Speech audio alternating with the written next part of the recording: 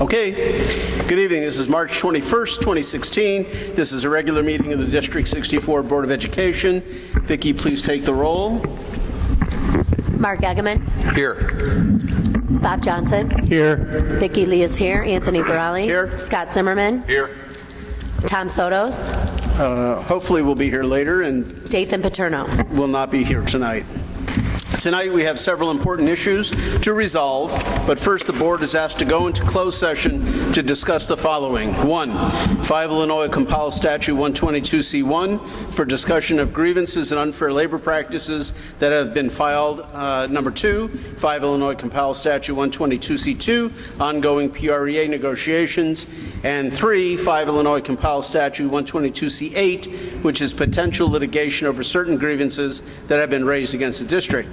I make a motion that all be considered as they were all considered together in the past, and this will be information on the ongoing aspects of the issues. Are there any questions? If not, can I have a second? Second. Now let's take a voice vote. Scott? Aye. Yes. Aye. Aye. Yes. Okay, we'll go into close. All right, the board is back from closed session conducted in the past hour where we discussed various unfair labor practice issues that have been put forth before the district, as well as grievance issues and the ongoing labor negotiation discussion. Regarding the negotiations, I'm here to report that on 3/15, the PREA and Board Negotiation Committee met and discussed sections 1, 2, 3, 4, 5, 8, 9, and 10. And we have reached tentative agreements on the following sections: all of Article 1, all of Article 3, sections C, D, E, F, J, I, O, P, and Q of Article 4, Section A of Article 10. Our next meeting with the PREA is on April 6th. Furthermore, the board has started negotiations with the assistant teachers, and Ms. Lee and Mr. Johnson will lead that committee and report back to the board as the PREA negotiation is concurrently underway. The next board meeting will be a special board meeting on April 11th, where the board will spend time considering the now twofold negotiations, while the next general board meeting will be on April 25th at Carpenter School, with a closed session tentatively starting at 6 and the regular meeting starting at 7. Tonight we have members of Lincoln Middle School led by Principal Dr. Anthony Murray providing a welcome to the board and guests. Dr. Murray, now you're up. Thank you, Dr. Burley. Sorry to jump the gun. Thank you very much, and welcome to Lincoln Middle School. To start off our program this evening, I'd like to introduce some very special students representing our around 170 students and staff who participated in our enormous St. Baldrick's event on Friday. So if you please welcome Ben Zarn, Rachel Herman, and Jack Folan. Come on up, guys. They're going to lead us in the pledge.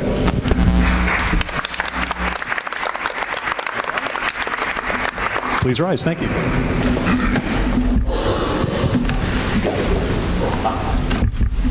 Pledge allegiance to the flag of the United States of America and to the republic for which it stands, one nation, under God, indivisible, with liberty and justice for all. Thank you, guys.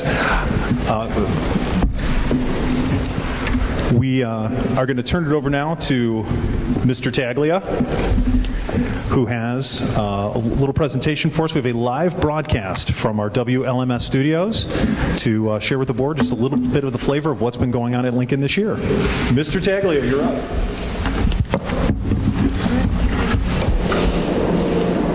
Welcome, school board members, parents, community members, and staff. We're excited to be hosting tonight's third board meeting. As students, we are proud of what Lincoln offers us. Tonight, we are showing up from the WLMS studios right here in the basement. For our first project in broadcasting class, we produced 4 stories about Lincoln. Let's go to Sarah for our first story. Sarah? Have you ever wondered what it is like to be a student here at Lincoln? Our first story answers that question. We're going to talk about what a typical day like for a Lincoln student. Here are the results. I get to and from school by walking because my house is 2 blocks away and I just like to walk to school. My electives are all on the first floor, and it's easy to just go to them easily without getting tired just to go up and down the stairs.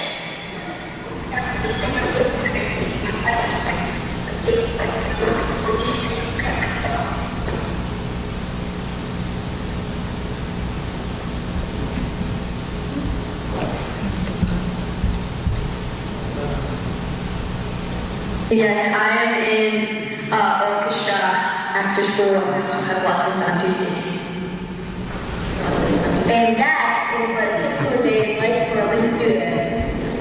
Our next story is about our elective program. McKenna? We have many great elective classes here at Lincoln. Here is a story about them.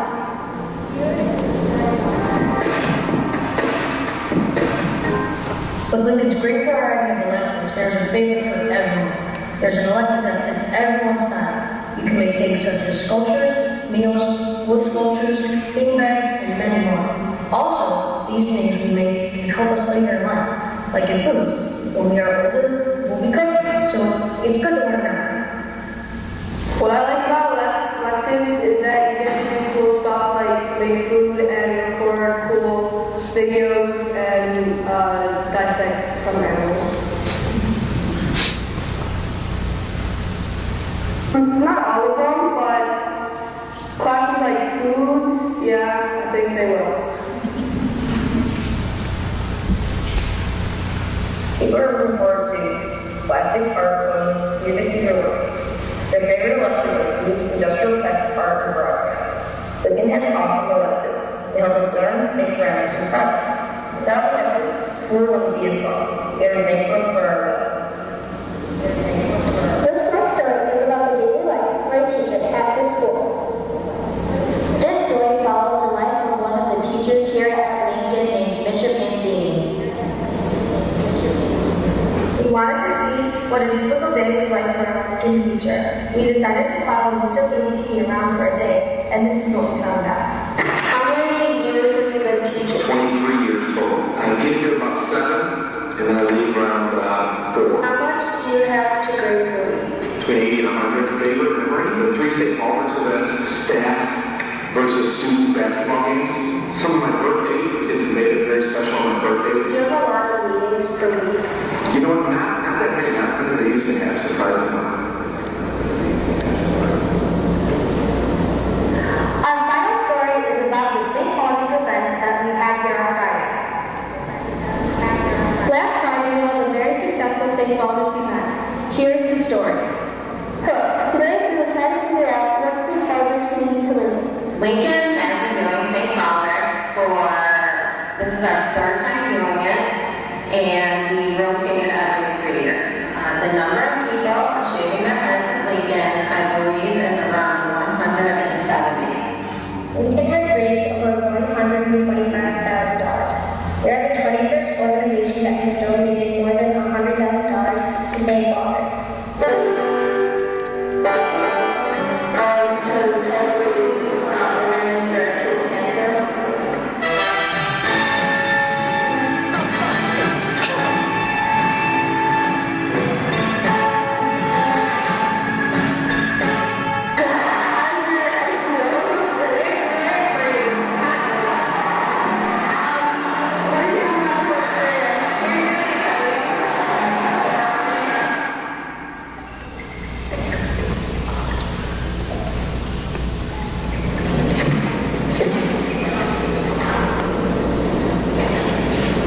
Not only was that story made, but a newscast of the event was also shown on Fox News. Let's take a look. A principal isn't the only one dedicated to the cause. Some elementary school students in Park Ridge lost one of their prized possessions today, their hair. They raised a ton of money by going bald for St. Patrick's. How many students had so much fun with this? The party is on at Lincoln Middle School in Park Ridge.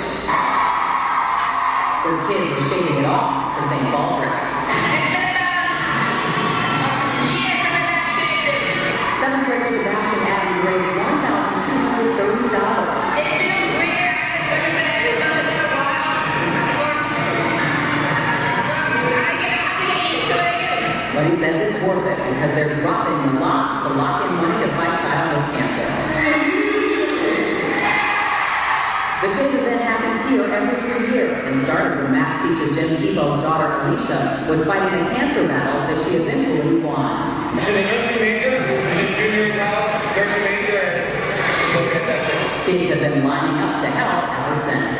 Everyone has a family member or a friend, everyone knows somebody who's dealt with cancer, and that's all it's doing. This year's goal was modest and the mission beyond accomplished. If the back of our minds were like, 100,000 would be awesome. And to hear that today that we're at 125,000 staggers the mind. Principal Murray not only shocked by the outcome, but also ashamed. It's really been impressive. I couldn't be proud of it. I couldn't be emotional about this. I do.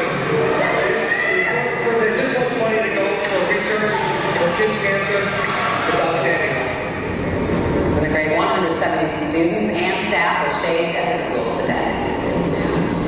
Thank you for watching our live broadcast. We hope you enjoyed it. Signing off from WLS Studios here at Lincoln. Have a great evening.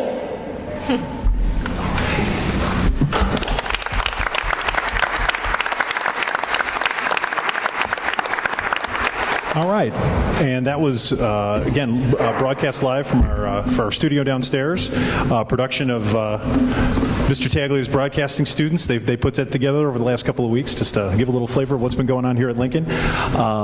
Again, just to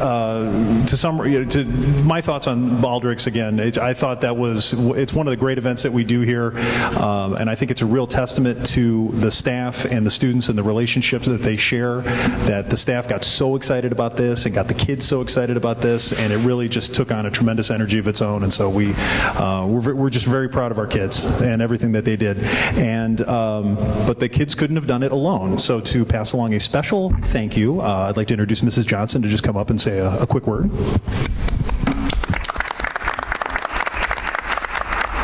Hi.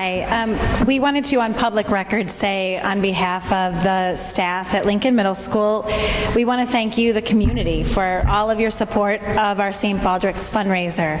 Our students asked you for support in many ways. You donated time and supplies and money, lots and lots of money, for this amazing event. So we're constantly reminded what a wonderful place Park Ridge is to work and to live, and this event made us really understand that full-fold. So please accept our great big thank you, Park Ridge, for all of your generosity.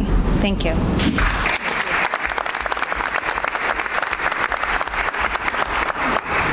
So thank you again.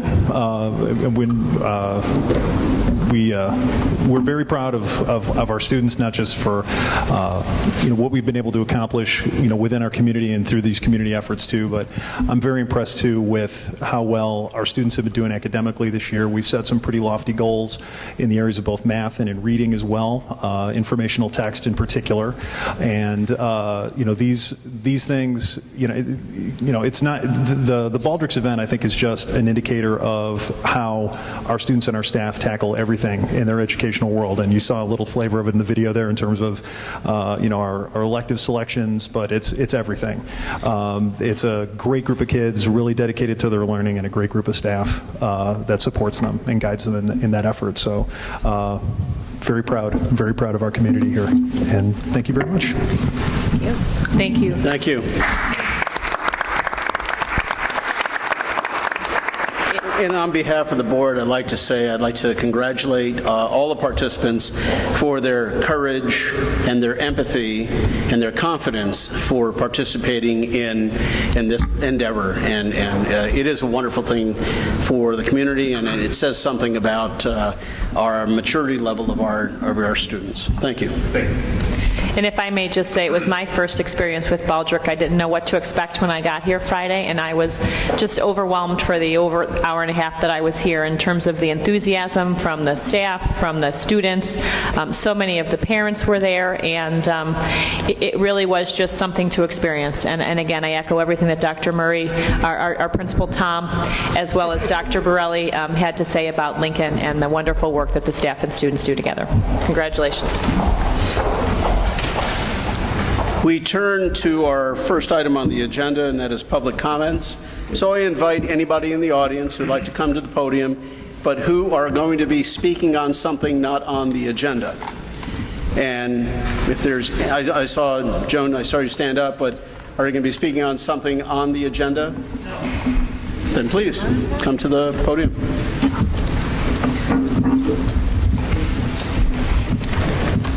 Good evening, my name is Joan Sandrick.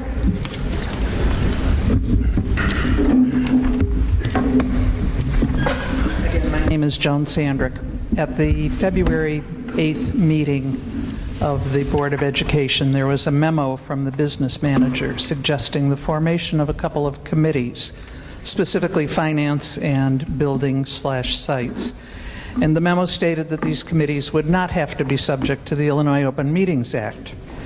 At that meeting, I called into question the idea of circumventing the Open Meetings Act and was very patronizingly told that I was incorrect. Perhaps this information from the Illinois Association of School Boards publication titled School Board Meetings, subtitled Requirements of the Illinois Open Meetings Act, will convince you that I was indeed correct. Quote, "The Open Meetings Act applies equally to committees of public bodies, and majority of a quorum is determined based on the number of members of the committee and not the number of members of the school board." I did speak with an attorney in the Illinois Attorney General's office and did find out the provisions for requesting a review if I feel the Open Meetings Act is being disregarded. Frankly, I find it very disturbing that two very highly placed and highly paid administration employees are either not familiar with the Open Meetings Act or think it's okay to disregard it.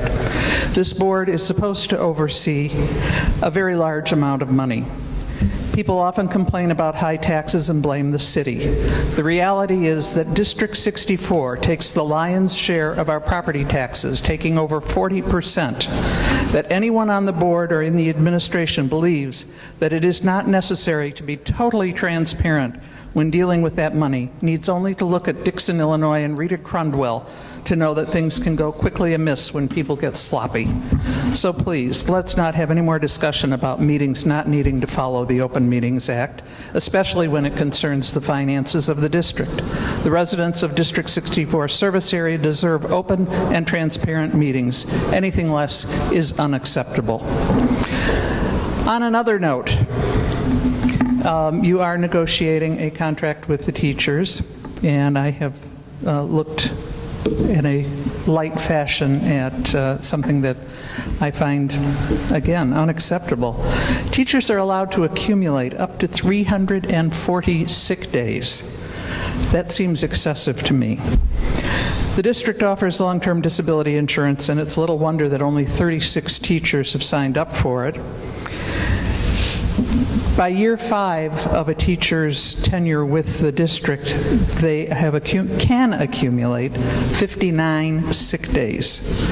And they can be paid for unused sick days at a rate of $65 a day for up to 80 days upon retirement, separate from what is credited to TRS. This is Karen Lewis's Little Red Book. And the Chicago contract is nowhere near as generous with sick days, and I would submit that we cannot afford to continue at this rate. Since it's unlikely that current staff would be willing to give up this embarrassment of riches, perhaps it's time for a two-tier system, with new hires earning a more reasonable number of sick days and being permitted to accumulate a significantly less number of days and not be paid for them upon retirement. Thank you. Thank you, Joan.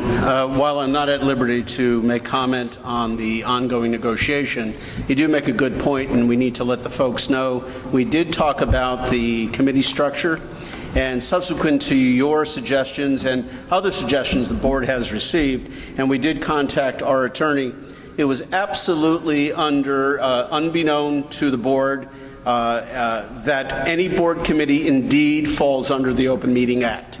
And we are very well aware of that right now. We have not proceeded with any formulation of board groups because we want to be under the Open Meetings Act, but we are pretty much consumed right now with what we're doing with the facilities, as you'll see tonight, and with the ongoing negotiations. So our board committee structure has been temporarily put aside, but when we do reconvene that topic, the board will decide if we're going to proceed in that direction. And if we do, we certainly will be in compliance with the Open Meetings Act.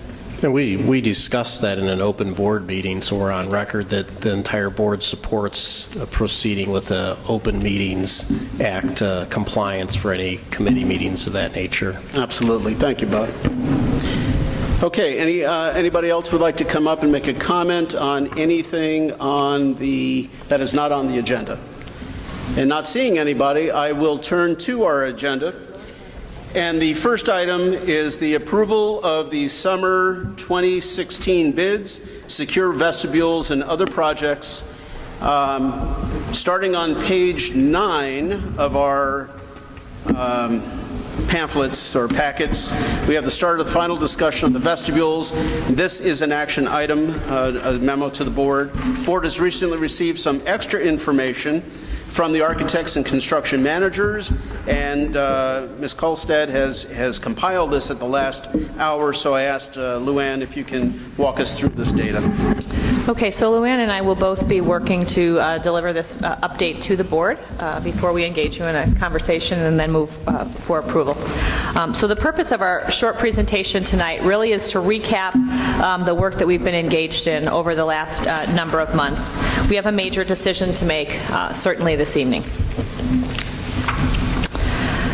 One of our first priorities when I arrived here almost 2 years ago now was to really take a look at our facilities and to make sure we knew in what condition our largest assets were.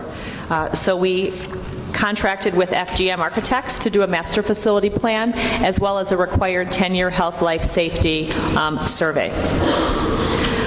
Both of those reports really gave us a big, deep lens into the state of our facilities, and truth be told, our facilities are not in good shape. And we can attribute that largely to the fact that we used a strategy called deferred maintenance to make sure that we put funding into classrooms, into teachers, into program offerings. And that's a great place to invest money as a school system. But in doing so, we deferred fixing our facilities and keeping them up to standard. So now it's what I have referred to as paying the piper. We have large ticket items that need to be taken care of, and we really started to look at the projects in 3 categories: warm, safe, dry. We want our schools to be appropriately heated and cooled, we want them to be dry, and we want them to be safe for students to learn and for staff to work. Within my one-year roadmap, one of the action items to take a look at was to revisit the RETA security report, which was done back in August of 2013 when we contracted with RETA Security and a national security expert, Paul Timms, and he let us know where we were doing really well in terms of school security and safety and where we had opportunities to improve. The district got to work over the last few years bringing in all kinds of enhancements, from the Raptor system to the lanyards that we wear in different colors to differentiate why we're here, whether we're employees, whether we're visitors, whether we're volunteers. We have additional exterior cameras. We have more walkie-talkies, and the list goes on. And I have spent a number of meetings this year informing the board as well as the community to the many wonderful things the district has already done in terms of security. This fall and winter, the FGM architect team, as well as our construction management team from Nicholas & Associates, as well as the District 64 team, really looked at the volume of information we received from both our 10-year health life as well as our master facility study to begin to identify and prioritize the needs of the buildings. And that is work that we have shared with the board and the community on numerous occasions. We also worked with Elizabeth Hennessy from William Blair in terms of financing options, whether it be using fund balances or bonding authority. She came out and worked with the board so they would really understand those financing options, because again, the work that needs to be done, vestibules included or excluded, is quite extensive and will be expensive. The board, in addition to the things that have already been done, the possibility of bringing vestibules into all 8 of our buildings, as well as the Hendy ESC, talked about the need for a comprehensive safety and security plan. Because if the humans that are in the buildings aren't doing everything possible to follow the safety plans and to hold one another accountable for the safety measures that we put in place, no number of vestibules will keep our buildings as secure as they can be. So in order to take this work on, we have contracted with a group out of Glenview called NIPSTA, and NIPSTA and the administrative team are working very closely to put a comprehensive security plan in place that will be shared with the staff at Institute Day, and it will be something that we will work to fully implement over the course of next year and for many, many years to come. NIPSTA did join us at one of our last board meetings in conjunction with, or as a follow-up to, rather, our first responders and Mr. Tim's coming, and they echoed the need for that layered security within our buildings, and they're going to help us do just that. If you could advance to the next slide, Dr. Lopez, thank you. I won't spend a lot of time on this because we have talked about this slide in a number of meetings, but I want to reiterate that the number one reason why it was the belief of Paul Timms, our first responders, our new partners at NIPSTA, as well as the previous and current administration, the number one reason we would like to secure the schools by building vestibules is to control access and limit intrusion. We believe, and it has been backed up by numerous experts, security experts, that we should have a single control point where people enter our building. We should know who's in our building, we should know why they're in our building, and we should grant them permission in terms of where they go within the building. None of our buildings have that feature at this point, and that makes administration and experts in security uncomfortable, because once somebody's buzzed in, they have full access to all the staff, all the rooms, all the kids, and we don't think that that's acceptable. We did, at one of our first meetings, talk about the possibility of that it would also help with an active shooter scenario. I cannot stress enough that that could happen, but that's not the primary reason that we want to secure our vestibules. It is to do what this slide encapsulates in a single sentence, to know who's here at all times. Okay. If you remember back to one of our other meetings, when we had our renderings in the gym, I forget which school we were in, but FGM was here, and our principal spoke very eloquently and honestly with the board and to any members of our community in terms of some of those day-to-day scenarios that they deal with that have to do with the previous slide. We have custodial agreements, we have restraining orders, we have sex offenders in the community. We have scenarios where we've had to call police. If you read the paper recently, we had something like that happen just last week. These are the real reasons that we want these vestibules in place. So, if we go to the next slide, 2 parts of summer 2016. The first part we addressed at our last meeting, where the board approved $2.2 million worth of roofing replacement or repair. And we were very pleased that that happened. Our roofs, as reported in our master facility, as well as health, life, safety, are in critical condition. So that work will begin this summer at all schools except Emerson and Field. Field, if you recall, was under construction last year and received a new roof. Emerson in 17. And Emerson, I'm talking about Field last summer. And Emerson, having our youngest roof, we feel as though we can defer it for a year until 2017. So we're pleased to be moving forward in terms of roofing. That's part 1. Part 2 for this summer, which is what we'll be spending time tonight to talk more about, we'll be looking at the second portion of summer 2016 work, which will focus on providing secure vestibules and working through the health, life, safety items identified as the most critical within our new survey. And if you could advance to the next slide, Dr. Lopez, I'm going to turn this over, the rest of the presentation, to Ms. Kolstad. I will probably chime in here and there, but it's all yours. Okay, did you guys want to come up to the table and Ron?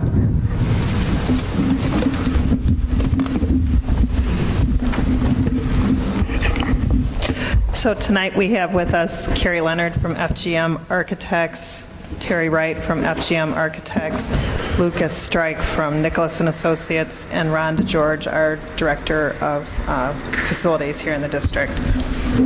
So on March... A little closer. Sure. Is that better? Much, Okay. yeah. Yes. On March 3rd, the board approved, as Dr. Hines indicated, $2.2 million in roofing work that we will be moving forward this summer. At that meeting, the board had requested additional information in terms of looking at making a decision on the secure vestibules.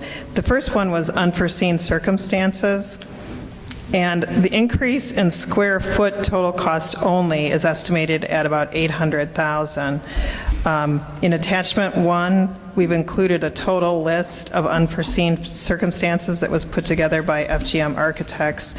One of the things was fire shutters for our pass-through windows. When we had initially looked at doing the vestibules, we had looked at not including pass-through windows, and the board had asked that we look at the pass-through windows, and then we would need to add fire shutters, which adds a cost to the work.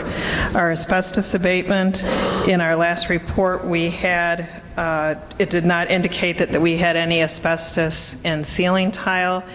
It was only in the floor, and we have found asbestos in the ceiling tile in at least 2 of our facilities, so that is at an increased cost. There's a section in our report on the City of Park Ridge and our detention scopes. In terms of working with them, we have passed and received Zoning Board, Appearance Review Commission, and City Council approval for our additions. However, our approval is still contingent on the City Department of Engineering for the approval of the stormwater detention design. We had proposed as an original design that we would create some different things. Rain gardens that we could use as detentions, that would be an environmentally friendly solution to water collection, and that it could be used as part of our educational program on sustainable practices.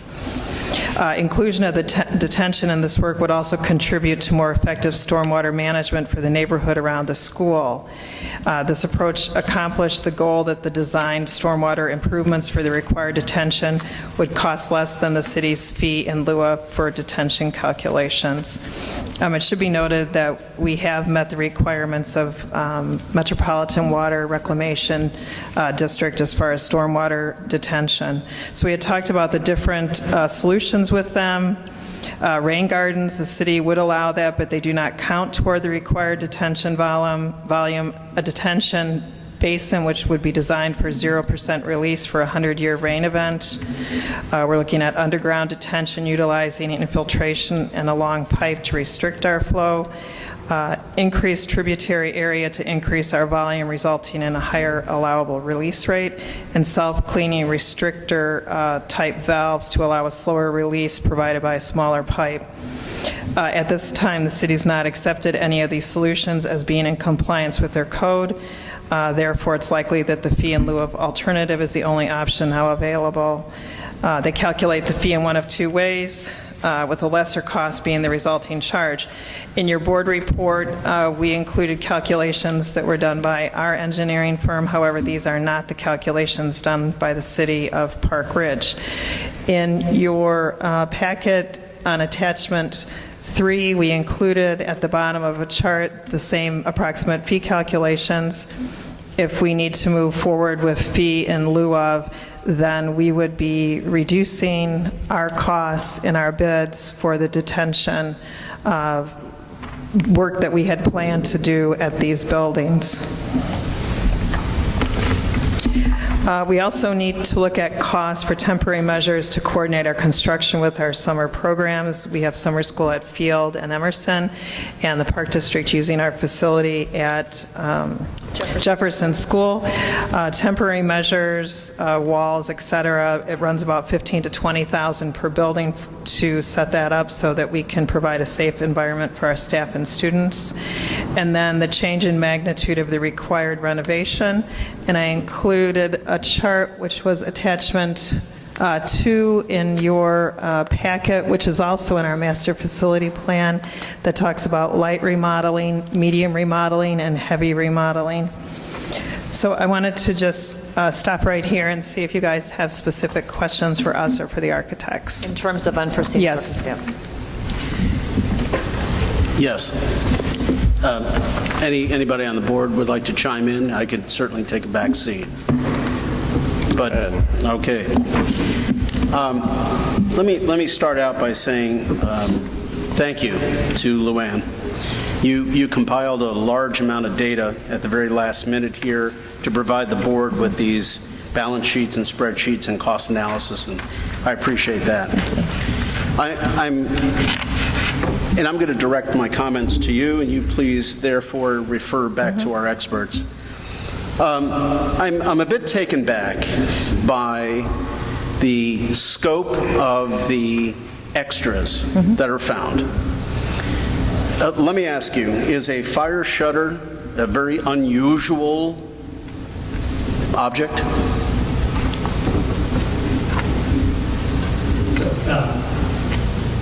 don't know if that's on. Use the other one. You have to hold it. You have to hold it for a second. Sorry about that. In this particular case, the fire shutter is required because the vestibule enters into, or the office opens to the exit way. What we had originally anticipated was that you would be buzzed into the office and you would check into the office. So went through the process. We wanted to have a more secure situation where somebody would actually be able to hand their ID through that, almost like a bank teller type window. That there are no fire-rated bank teller type windows, so that's why the shutter has to be there to maintain the fire rating, where we could have gotten the fire rating with just the glass. And maybe just to expand a little bit, the list is put together not to justify anything, but just to kind of give you an idea of some of the things that came across. And in that light, we had done a high-low range in the master plan. We used the low range in moving forward. We did some very early conceptual work after the master plan and kind of cut back on some of the square footage and came back to you and took $1 million out of the budget. So I think, if the $1 million had been left in, if we had done the high range, and this is all hindsight, these are the types of things that you expect to see some things change and some things come up. And when you have a broader range earlier on, then you're able to absorb those. Because we tightened things up, which, as I said before, if I knew what I know now, I wouldn't have made that recommendation. Some of these things, or most of these things, could have kind of been absorbed in the budget. And that's unfortunate, but it's really put together, I think, because as we start to move forward with all the projects that need to be done, the caution to us now is that we really need to be a little more prudent in keeping that broader range earlier on, because we are getting into these buildings, and although we knew they're old and we knew they needed a lot of work in some areas, we're finding things are popping up, and things are popping up at a rate that we just hadn't anticipated. So to answer your question directly, the teller window is not an unusual. It hadn't been anticipated, but it's more just symptomatic of a whole series of things, and everything kind of hit us going the wrong direction on this project. Well, and to that degree, I have to say that I'm flummoxed by these, because you had the designs, you made the proposals to us, the whole schematics of how people would enter, and I mean the whole thing was detailed for the board. So I feel that everybody knew exactly what was involved in this, and to being 20,000, 30,000, 50,000 off, I can almost understand that. In fact, I very readily understand that. But $800,000 off is I'm beside myself trying to understand how that large number can go unlooked when asbestos abatement. I mean, I thought our buildings had a complete scouring over, and you knew exactly what was involved, and to find extra asbestos in the area that was being renovated, it's hard for me to think that that was overlooked. Right. And we got the information on the asbestos from the asbestos consultant, and they had not reported that or identified that in the district's reports. So, that was an unknown at that time.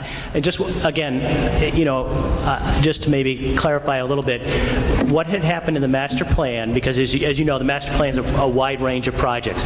We took square foot areas and multiplied them by a square foot cost. At that time of the master plan, designs had not been completed. These are projects that have been identified, and some order of magnitude budgets have been placed on those. Once the board authorized within that budget us moving ahead, that's when the detailed designs were then undertaken. And that's when these items came up. And, again, these are things that I wish 2 months ago, 3 months ago, we had come forward and said, we found this, let's talk about it. We were moving along in the process, and it didn't get done properly. No, it did not. So, Carrie, what would the expectation be? So, say we accept some bids, we go forward on the work. I guess, seeing this sort of circumstance, is there an expectation that there would be other things that would come up so that, if we just cartoon something, we say we accept a bid of $100 and that's our expectation to do this project, what's the probability that someone will come back and say, oh, something unexpected has happened, now it's going to cost $110? Yeah, so moving forward, number one, I think we had the high and low range. We need to go back to the high range, and we need to examine that work carefully as we move forward. We need to take a little bit slower and a little more deliberate pace as far as taking those preliminary designs from the master plan and the budgets, develop them into more conceptual estimates, sitting down, having that particular design estimated, then bringing that back to the board. So, when you authorize us to move ahead with the design from something in the master plan, that's really just to take it to the next preliminary level to get it to the point where we can try to identify, are there other asbestos that's there, or are there other problems that we're going to see, and to be able to manage that process in a stronger fashion so that you don't get to a situation when the bids are open that the numbers are significantly over what have been planned. So, but kind of what's on our agenda today is to potentially approve bids, which would then effectively bind us to move forward with work, correct? Correct. So then, if something were to occur beyond that, and are the numbers that are currently presented in the documents that we have, do they represent the sort of low-end cost of the projects as opposed to what's discussed as the high end? Sure. So I think that first of all, there are contingencies and allowances that are built into the budgets that Nicholas has to manage any of those typical unforeseen conditions that you see. Our engineers and our architects have gone through the buildings, and so what's on those drawings represents, a detailed analysis of what's there. The second, so moving forward, I think that these are the numbers that you're being asked to look at tonight are numbers that you can expect to see by the end of the summer if this work were to proceed and were to be completed.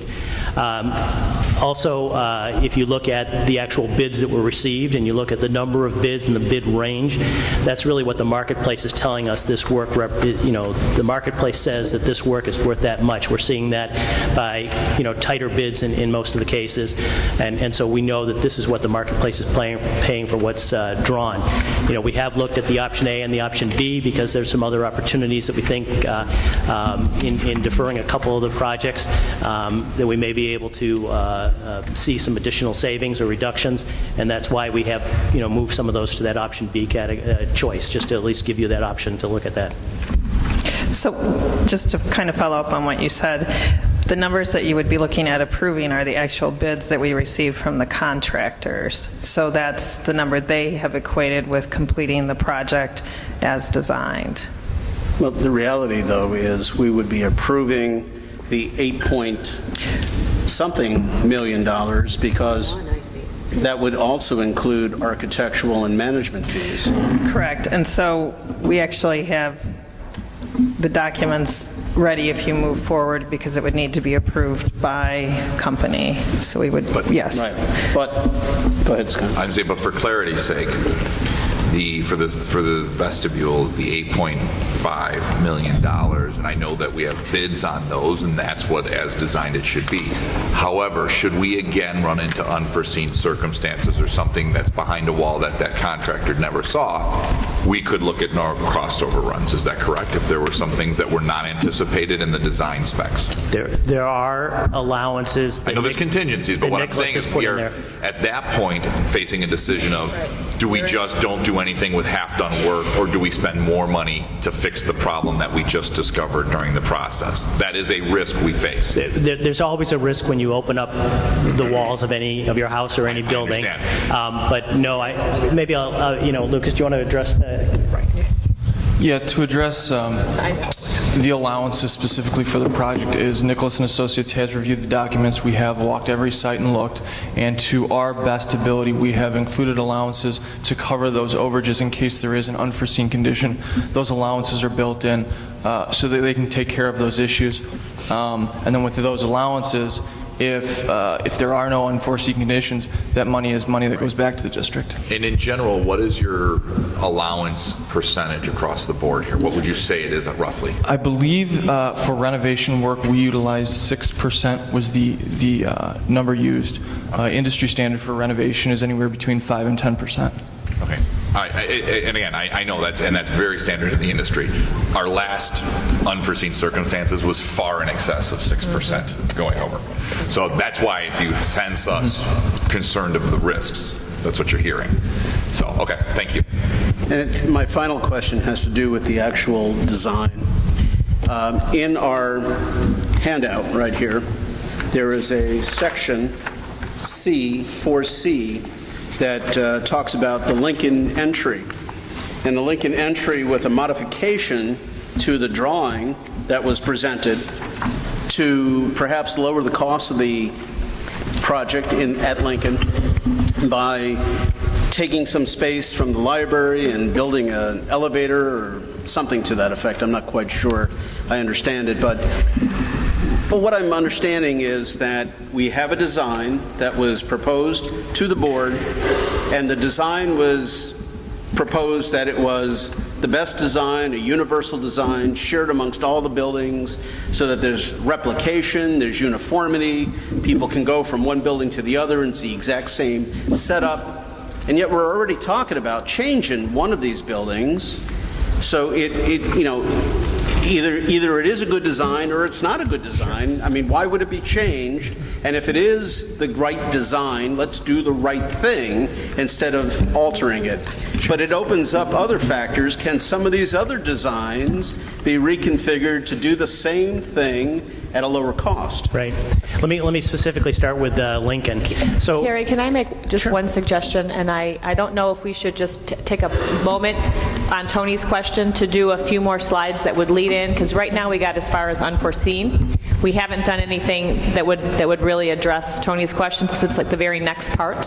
So what do you think, Luann? Yeah. Do you want to? If that's okay with Tony. If that's sure. It'll flow. He's jumping ahead in the movie. The next thing the board had asked for was a breakdown of the secure vestibules with the fees.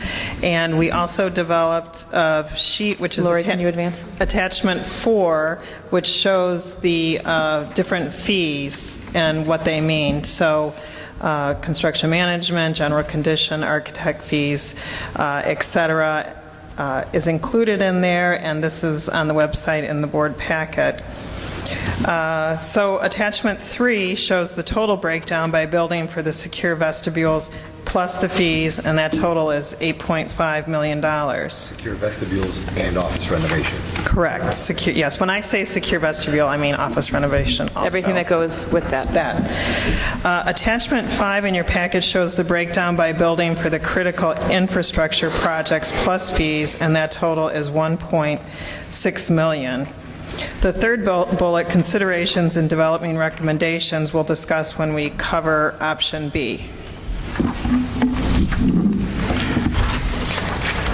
So if we can, as the board, look at your attachments that Tony talked about, that Luann put together at the end of last week and over the weekend for the board, because you'll need those for what she's about to go through. So we looked at two different options to present to the board, and obviously there's a lot of other options. So we want to first look at the secure vestibule and the office renovation. Option A, as I indicated, includes the secured vestibules at all 9 district buildings at a total cost of $8.5 million. It also includes our critical infrastructure projects at 1.6 for a total of $10.1 million in work. And in addition to this, we have our roof work of $2.2 million that the board already did approve. The bids that we received for the summer 2016 construction for our secure vestibule office renovations came in substantially higher than the November 5th, 2015 estimate. The difference is approximately $3.4 million. As we moved from 2 rounds of estimates, the initial one of $6 million and then down to $5 million on November 5th, as they worked to tighten our drawings to actual bids based on actual bid opening, which was $6.7 million for the secure vestibules and office renovation, plus fees for a total project cost of $8.5 million. The administration, based on this new total cost, does not feel it is prudent to recommend approval of all vestibules at this time. Our option B, we have developed, since we are asking the board to reject option A, and we believe this represents an overall better approach to the district at this time at a cost of $5.1 million.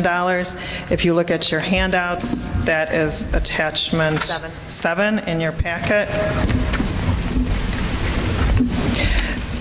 This option would allow us to implement the complete security at our 5 elementary schools at a cost of $5.1 million.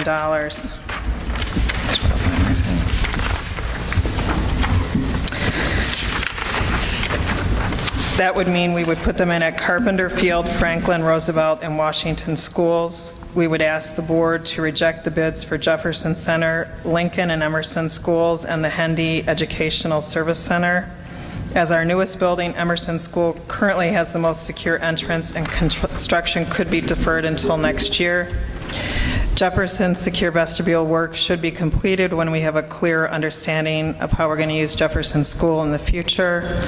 At Lincoln School, we want to explore other options that will potentially not require an addition and would not require additional detention or fee in lieu of. We would like to rebid the critical infrastructure projects at Jefferson Center, Lincoln School, and Hendy for summer 2016 completion. Emerson did not have any projects for this summer. The total for option B with fees would be $6.143,188. Got it on my other sheet. Hold on a second.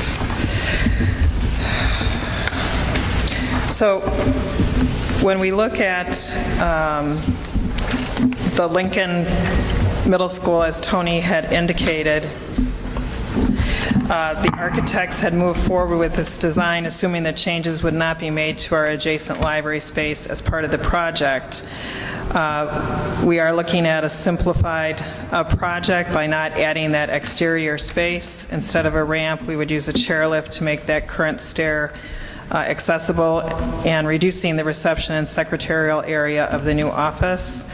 That would require us slightly moving the entrance to the library and modifying some interior walls in the library. And a redesign of the area would need to be developed and budgeted by Nicholas and Associates to determine what the actual cost impact of this alternative would mean. So we've covered, I think, keep going, sorry. Keep going. No, this is where you are. Is that where I want to be? I think, Carrie, might be a time for you to chime in terms of Tony's original question and the reworking of the renderings. Right. So at Lincoln, in the original plan that had come before you back in November to go out, there was no addition at Lincoln. As the design developed, we were unable to make the entry work without expanding out. And as we expanded out, there's a crawl space under that space. There was brick. We tore down the old entry. There was brick that was then exposed, and we had to redo a lot of the walls. So there became a lot of costs associated with that area. And we were operating under the assumption that we did not want to touch any other interior spaces, the library, which is adjacent there. So we kept the library doors where they were. And if you're familiar with that area, it's, it used to be a gymnasium, and what used to be the stage is where the entry to the library is, and there's a kind of a little nest of smaller spaces and walls back there. As we went through and were reevaluating all of the buildings in the most recent past couple of weeks to say what could we do, or are there other options, one thing that we thought of there is that if we did not build the addition, utilizing the existing entry, putting in the stair lift to deal with the accessibility issues has been mentioned, we would have to move the door to the library back, and we would have to spend some dollars inside the library to reconfigure that area. Now, we know the libraries are areas within the buildings that we want to renovate in the future to create 21st century libraries. If the choice is to spend some money towards getting to that area, and the same or less, and not have to spend that money outside, I'd rather spend it inside. It's a better value, because you're getting a step towards the library and getting the secure vestibule that's just like every other secured vestibule, where you come into the into the area, it's accessible, you have the pass-through window, you then pass into the office and out into the building after you've gone through the security check. So we had operated under the assumption that we weren't going to look in adjacent spaces and start breaking into other walls. When we got those numbers in and we started looking at what the costs of Lincoln were, we feel this is a better option at this point, knowing the numbers that we know now. And that's why we think it provides every level of security that all of the other buildings provide. We believe there will be some savings in dollars. We certainly know it'll be less than what was bid because of the extent of the work that's being done. And any dollars that are spent, to help make this happen are going to be on the way towards making the library work. So we thought it was a better value decision. That same type of evaluation we went through at all of the other buildings, and this was the one where we really felt had the opportunity where we might see some savings and some advantages from deferring that project. You took the words out of my mouth. I was going to ask you if you actually had done that process through all the other buildings. Yes. So I appreciate that. Do you have other questions? We'll move forward. Is this general questions, or is this about a specific area? Because there's a few things in the attachments I had questions about. Should I go to them, or do you have more to... I don't want to cut you off. Okay, so let's just walk through the critical infrastructure, and then we can answer questions, because you may have some more. So obviously with option A, if we rejected all of the secure vestibules and office renovations, you would need to reject all of the critical infrastructure since they were bid together. Next slide, please. If you're to accept option B, your critical infrastructure, you would be approving the bid in conjunction with the bids, the critical infrastructure work for Carpenter, Franklin, Roosevelt, and Washington. We did not have any projects planned this summer for Field. You would reject the bids at Jefferson, Lincoln, and Hendy, but then give us permission to rebid the critical infrastructure work at Jefferson, Lincoln, and the ESC. And the total is estimated at approximately $635,000 in work, which includes all the fees. The critical infrastructure projects at those facilities that we would be looking at rebidding is gym egress and exterior security lighting at Lincoln. And windows. Well, that's in addition to the 635. Then the Jefferson Center masonry repair and exterior security lighting at the Hendy ESC masonry repair and site work. And in addition, as Dr. Hines indicated, and we had already discussed, we'd like to go back out to bid for our windows and look at a plan where we would stagger installation in the fall when the window contractors are not as busy. And at this time, Emerson would not need to have anything rebid. Next slide, please. So our final recommendation is to move forward with option B that will provide secure vestibules at 5 elementary schools and take care of the most critical infrastructure projects at 4 elementary schools. And we've also detailed our plans for rebidding our projects, the needed critical infrastructure work at Lincoln, developing an alternate vestibule arrangement, and the window replacement discussed at a previous board meeting. Moving forward with our needed critical infrastructure work at Jefferson and Hendy.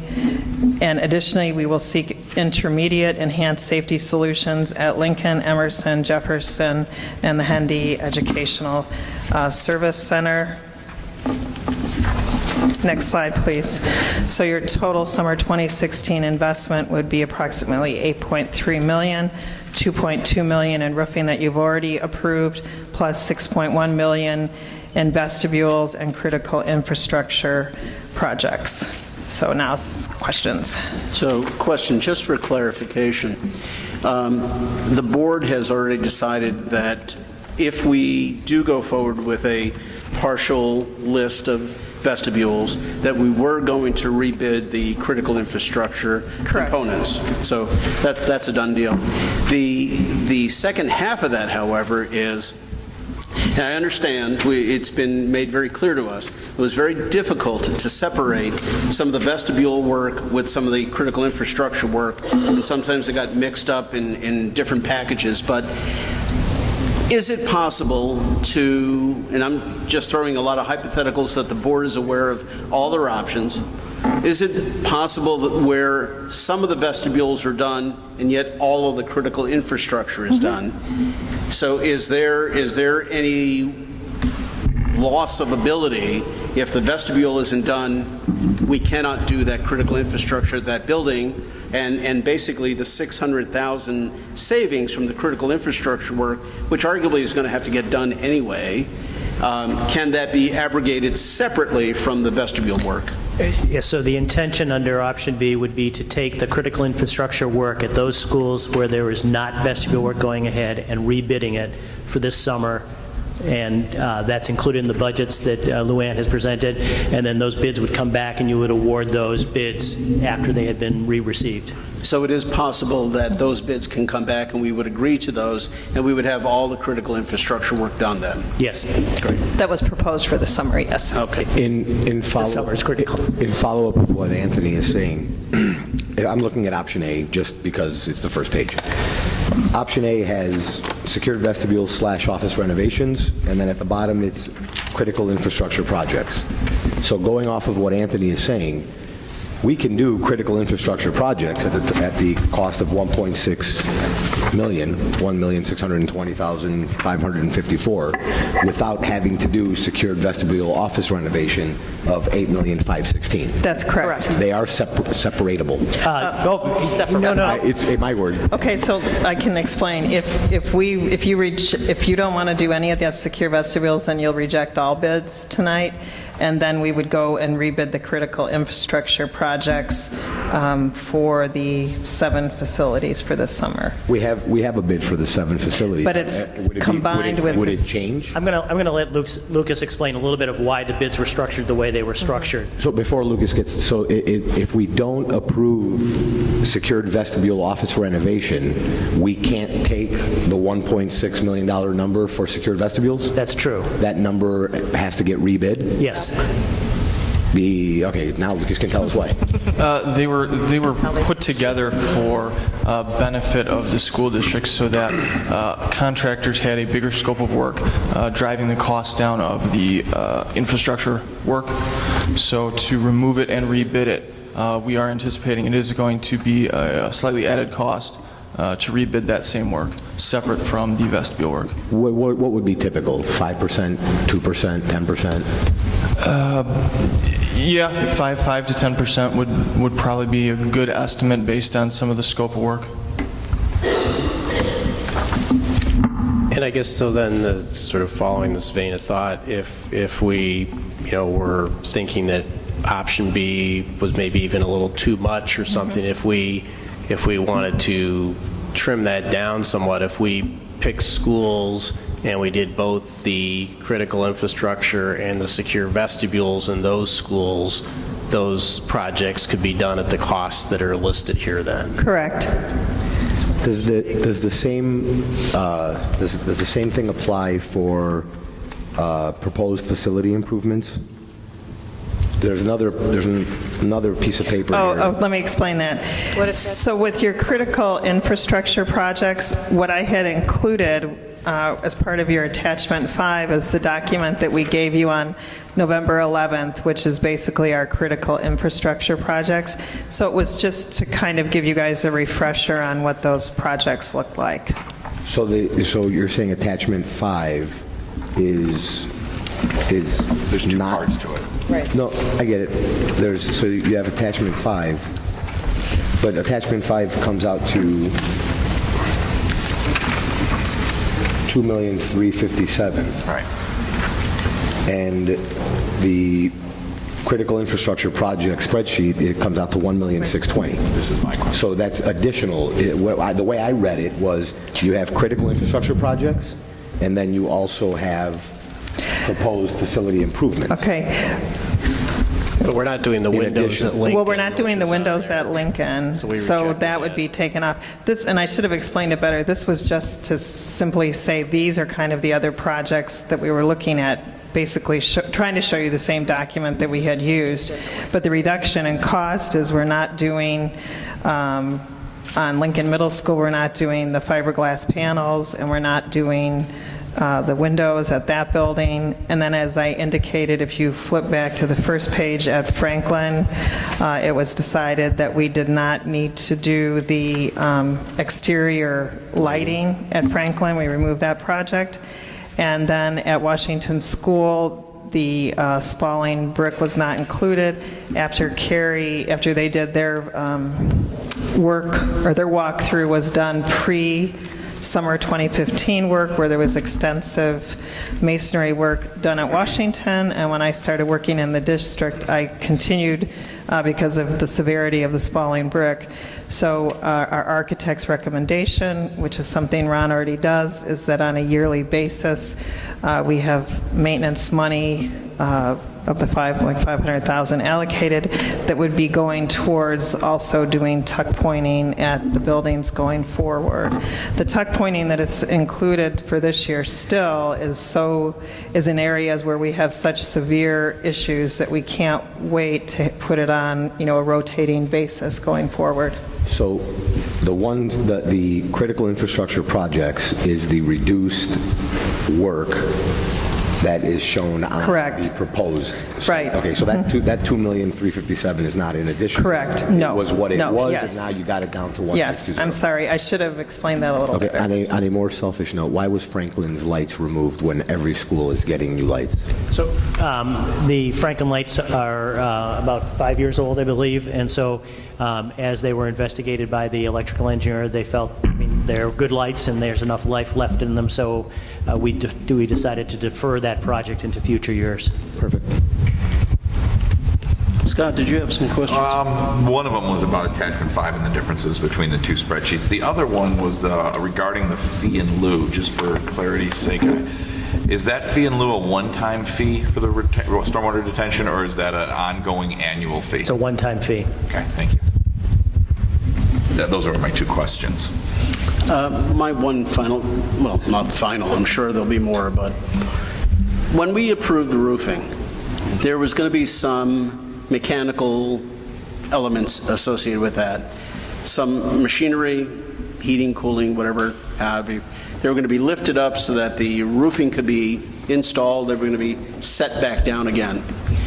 It was pointed out to us that some of these mechanicals have a limited shelf life.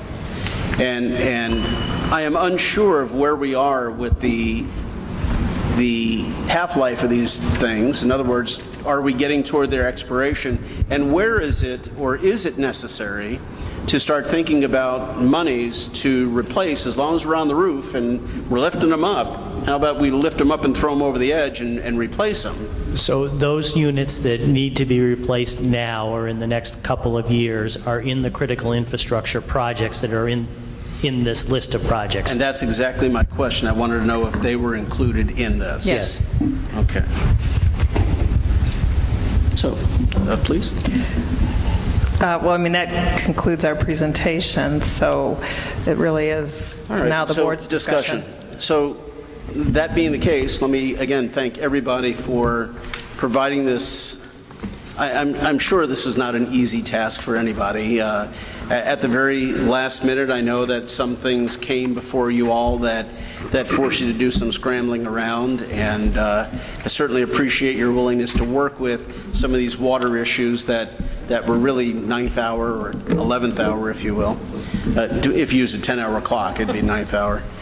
And really, Luann, you did yeoman work over this past weekend, really compiling this data. So I know we had some discussions last week, so I want to thank you for doing that. But now I open up to the board for various discussions, paradigms, suggestions. Discussions on option A, option B, option C, option D, different options that you might want to consider. I'd like to propose an option other than option A and B. Before we propose an option, do you want to have a discussion on the current proposal before us, which is option A or option B, other than you want to propose option Well, B? mine will incorporate some of option A, some of option B, and so. Sure. Quick math, option A, if you put in the critical infrastructure projects as well as the roofs that we agreed to before, comes out to $12,336,000. If option B, if you take option B plus the critical infrastructure projects and the roofs that we agreed to before, comes out to $8,976,383. I'd like to put in option C, which gets rid of option A and B. We do critical infrastructure. We already agreed to the roofs, and we'd be at $3,820,554. And our schools will be dry and safe, but not vestibule safe. They'll be safe, meaning nothing's going to fall on us, and it's going to be that type of safe. And we figure out something else for vestibules and security. Maybe we look into the actual cost of a licensed security guard. We never went beyond just mentioning it and getting in a real number of what it would cost. You know, if it takes us 10 years to reach this, I think the reason it was tabled, not that we wanted to table it, but when we first started on October 26th, this was a $3 to $5 million vestibule project. Then on March 3rd, it became a $7.5 million vestibule project. Today, on March 31st, it's a $8.5 million vestibule project. So when it was a $3 to $5 million vestibule project, it may not have been viable to get a security guard for every school. In 3-4 years, we would have eaten up that $3.5 million, and we would have been back at square one. But at $8.5 million, if the numbers are done and done well, we may have 10 to 15 years worth of security. And there may be some people that believe that a security guard would be much safer than a vestibule.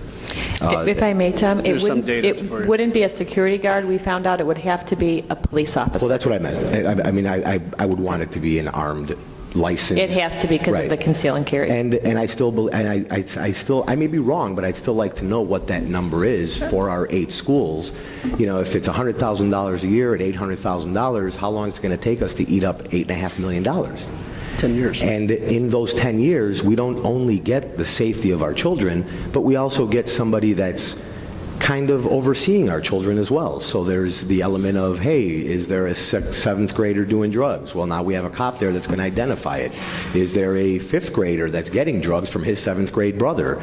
Well, now we have a cop in that school to identify it. So there's positives, more positives to potentially having a security officer there or a police officer. I'm not saying that's the right answer, and I'm not saying vestibules is not the right answer. I just don't feel we've exhausted all of our avenues before we spend $8.5 million. It was easier to accept when it was $3 to $5 million. At $8.5 million, now we're starting to look at potentially many other options. So I propose we absolutely do critical, absolutely we do the roof, and whatever else we can do, and we table option A and B. And to Tom's point.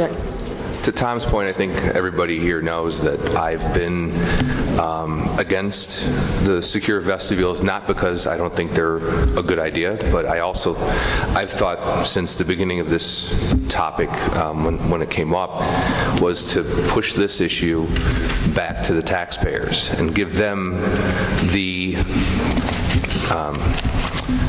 just give them the vote, so to speak, of confidence that it would take to spend this kind of money, considering the financial challenges that this district is facing in the future. So I agree with Tom that we should go ahead and go forward with the critical infrastructure stuff. And if we are concerned over the next school year that security is important and it is imperative that we do something. Maybe between now and then we do hire some security until the taxpayers have spoken and have decided whether they want to spend $8 million or $12 million or $15 million or whatever. So I think we're moving very fast, and I know there's a lot of people in the community that would like to have a say-so in this. So while, we were all elected for various reasons and put here to make decisions like this, I also think that there are times where issues like this need to be presented to the taxpayer in such a way that they can help us make a decision.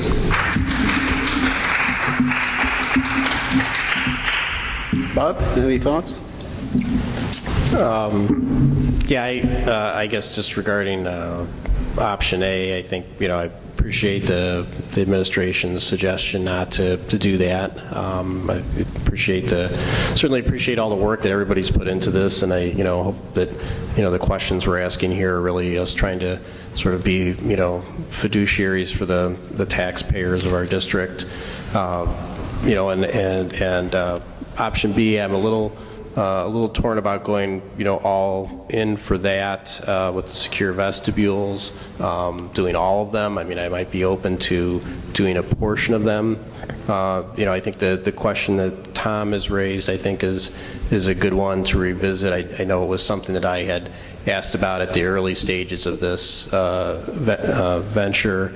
And I think that, that might be something worthwhile to get. Now, I don't know, what sort of expectations we would have in terms of getting that, and can we still accomplish, if we wanted to pursue, if we tabled the secure vestibules for now, how much time do we have before that window closes and we can't do the project? So I don't know if you know the answer to that question at the moment. For this summer? Yes. I would say if you don't, you would need to vote tonight to move forward with it. I mean, because the magnitude of the projects. For 2016, yes. Yeah. The permits from the village are good for, not village, city, or I say village, are for 2 years. Okay. And then so I understand we've drawn up all the plans and everything. So if we didn't do anything this year and we wanted to pursue some or all the vestibules and office renovations in the future, we'd have to rebid that, right? And there's some sort of cost associated with doing that. Well, there's an escalation cost, so we would be looking at anywhere from 4 to 6% escalation in construction per year. Is there anything you guys want to add? I don't think that's what he's asking. I think, is there a cost associated with the actual bidding? So with our fees, so whether it's construction management fees, architects' fees, things of that nature. Because I know when we talked about even preparing bids, it was like, well, there'll be a cost of, and I can remember the number exactly, but say $600,000 to put all these packages together. So is the bulk of that sort of sunk and can be used for the future, or is there some component that if we were to send out bids in the future, there would be a cost? Certainly, if we kept the plans exactly as they are and rebid them, it's a lower cost. If we start changing the scope and design of the projects, then you will incur some costs, per the architect's contract to do that work. Yeah, from the architectural side, if you were to rebid what's been drawn at a later date, there'd be no additional cost from our perspective. And that's consistent with my notes from when we spoke before, that the design docs, I believe that's the term we're talking about, have a shelf life of a couple of years, and so that investment was not anything that was thrown away casually. It was that it bought us time where we could make choices over a longer time horizon than 1 year. So I have 2 or 3 years that those would be good for at least. Yes, they're changing the code this year, but that's okay. Right. It's not that big a... Does that hold true for management? Yeah, there's no added cost on our end to rebid the project. Carrie, the code implications, again, if you wouldn't mind just quickly revisiting what those code changing implications might be. I think the biggest change is going to be in the energy code, or is in the energy code. But since the roofing work is being done now, the impact there'll be some impact because there's small roof areas on the additions, but it won't be as significant as it would be re-roofing the buildings that are getting re-roofed now. Ladies before gentlemen. Vicki? Well, quickly look at the I think right now I'm pretty much in favor of option B, but I personally think we could hold off on Carpenter and Franklin because I feel the vestibules there are pretty good with the recordings and getting people into the office. But I do think we have an immediate need at Field, Roosevelt, and Washington, and I think, based on the people that I talk to that are educators, I haven't met anybody that teaches at a building or their student attends a building that does not have a secure vestibule. And so I'm embarrassed. It's kind of like the air conditioning issue that, we live in this beautiful town, this wonderful town that people move to for the schools. It's proven over and over again that people move here for the schools. I was one of those people, and I'm sure many of us on the board. So I think we have to make the investment in the buildings. These buildings are old, 1920s. Emerson's our newest facility. So I am in favor, of course, of all the critical infrastructure and for starting the process on the vestibules. Scott? Okay, forgive me for this. I've been writing notes, so I didn't prepare anything before this, so I have a couple of thoughts that I wanted to share. So forgive me, for it being long, I didn't have time to make it short. Isn't that the quote? So when we started this, I think that I share the administration's sense of importance for this project and the need for secure vestibules, so I am supportive of that. Since that time, a lot of things have changed or altered. We've looked at financing options that are probably more dramatic than we thought when we first were looking at it in terms of things we're going to have to do. The costs have certainly changed and so forth. So I share your sense of importance, but I don't know that I share the sense of urgency that maybe I did months and months ago. We've missed the mark a lot on this one. We're 66% over from where we were in November. And then we got an $800,000 cost overrun. I got to be honest, in the 6 years I've been on this board, I've never seen a miss like that, not even close. I'm not calling anyone that that's their fault. I'm just saying I'm concerned that the process by which we got here could lead to additional cost overruns in the front. I think what I'm sensing is I've got half-baked pie, that it's not quite ready. As Mark had sort of said, it feels rushed to an extent. And while I'm almost never in favor of referendums to say what should we do, we're hired to make decisions at the end of the day.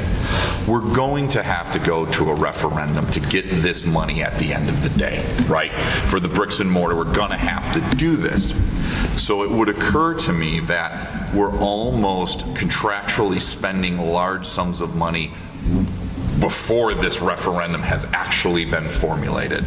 This may be an instance where we go with a full comprehensive referendum package that includes all the bricks and mortar we want to do for the life safety plan over the time horizon of 5 or 6 years, as well as the secure vestibule, so that we're actually bringing everything before everyone, because that is change, right? We're asking them, we need to change our debt limit and so forth. So that's one thought that's occurred to me. I'm very comfortable with spending on life safety issues. I think that's really important. So I would be happy to do that. I think we've got money. We can even dip into the referendum, but we've got other costs coming down the road here. We've got negotiations we're working through. We've got increasing insurance costs, things of that nature. So since we'll have to go to referendum anyways, it occurs to me it might not be the worst idea. Kind of like Tom brought up the option C of going through some of these things and maybe pushing that up. Like I said, I don't know that I sense the urgency because, as you have said, this isn't really designed to stop the mad shooter or something like that. This is designed for a lot of other very, very good reasons, and as such, I don't know that we need to cram it through. I'd rather get it done right. So I would probably say my own preference is to get the critical infrastructure work done, get that stuff done, bake this a little bit more in terms of the numbers, what we want to do. Let's get really firm on that pricing, and let's put this together as part of the idea of the referendum we're going to have to go to anyways for the comprehensive life safety and 21st century plan. So that's kind of what I'm thinking with it. Okay. And before I give a statement, I want to make a question. We've talked about safety. Tom was the first one to talk about safety. And we've talked about the reader report, and there was cameras, and Ron has talked about the bars on the doors with the alarms that go off. And where does all that fit into this picture? Because I don't see it within the critical infrastructure. So I can address that on terms of the security. We are planning, Ron has met with Sonatrol, and we believe in it. I mean, we believe in the safety. So we are planning on moving forward with putting the alarms on all doors. So if the doors are held open, after a certain amount, that the alarms will sound. We're moving forward with putting in additional cameras. We've had requests from our middle schools because of the age of the children to put additional cameras in. I totally support doing that and putting additional cameras in on any other exits or entrances that don't have them. We are also still moving forward with NIPSTA and looking at terms of dismissal and arrival of students, procedures to be used when students are outside. So we are still moving forward with all of these. I'd like to move forward with doing the safety film on doors that we're not going to replace right now. And in some of our buildings where we have larger pieces of glass by doors, we'd like to move forward with that next year in our budget. So even if we don't do the secure vestibules, we're still moving forward with making more secure facilities for our students. So, I mean, we definitely are committed to doing that. And that would include part of the NIPSTA plan, limiting or controlling the number of egress, ingress doors and things like that. They did come out last week and toured our buildings. NIPSTA did with Ron, and they were here for arrival time at a number of buildings, and they were actually quite shocked at how many doors students were entering through. Understandably so. So statement-wise, well, I look at the board, and I want to thank the board. We've had lots of discussion on this. And the consensus seems that regardless of what we do with the vestibules, the critical infrastructure is a go. And I think we all realize that that's going to be necessary.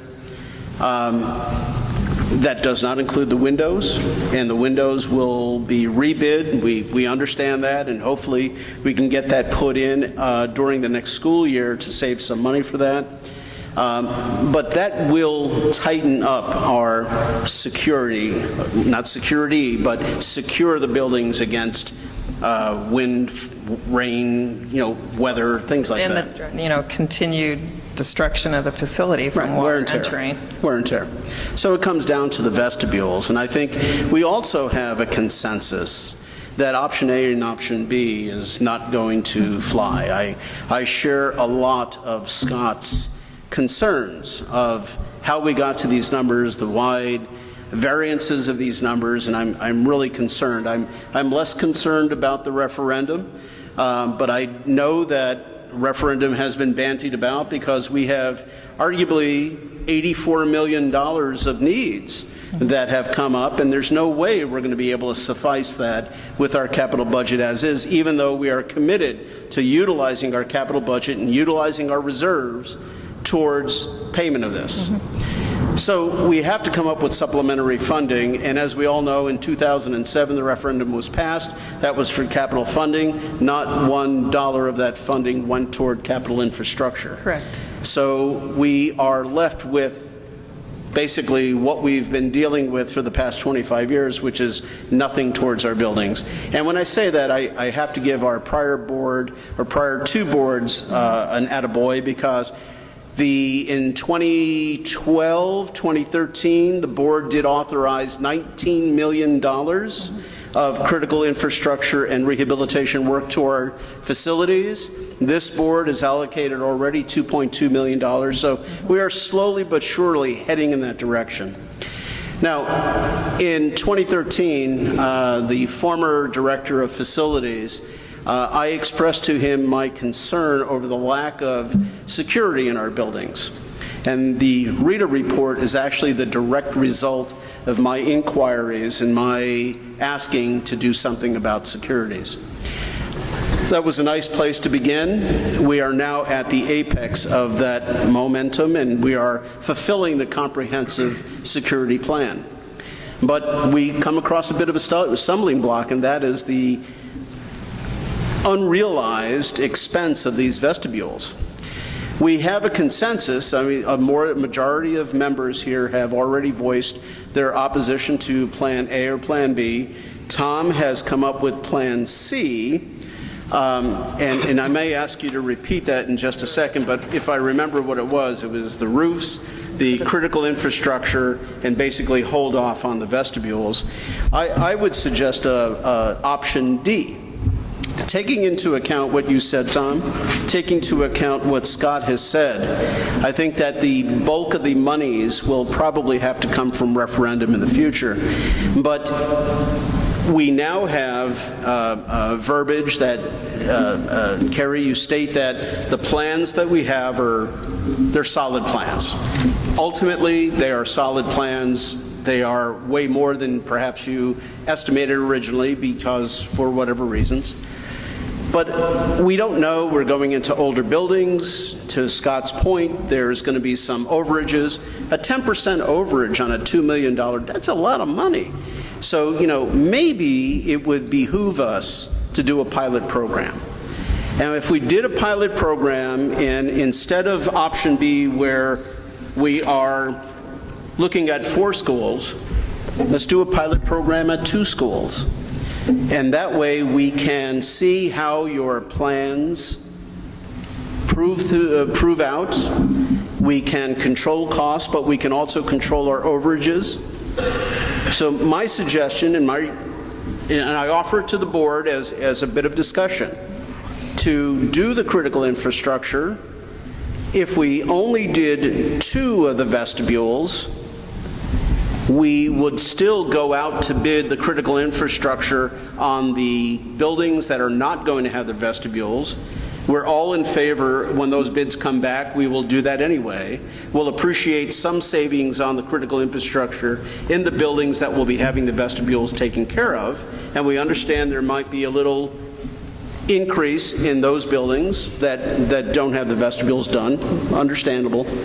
But by doing a pilot program, it certainly gives us the opportunity to fully evaluate the plans, the procedures, the policies that go with it, so that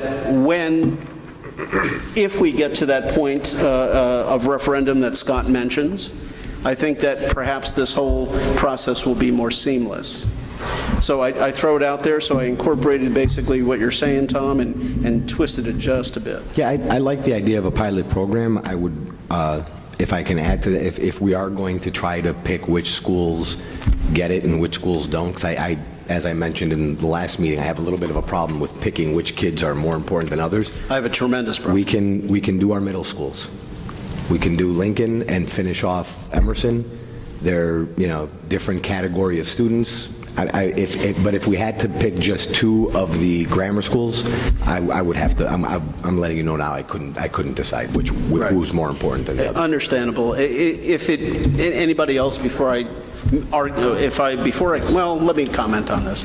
I have an idea on which 2 I would choose. I would stay away from any building that currently requires an addition, because of the issues and complexities and the issues with the city and the water runoff and all that other stuff. Until we can iron that business out, I would say we stay away from that. So that would obviate Lincoln.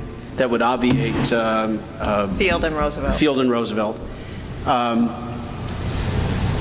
I would stay away from Hendy, obviously, for now. Yeah. Children are our staff is important, but our children come before staff. We agree.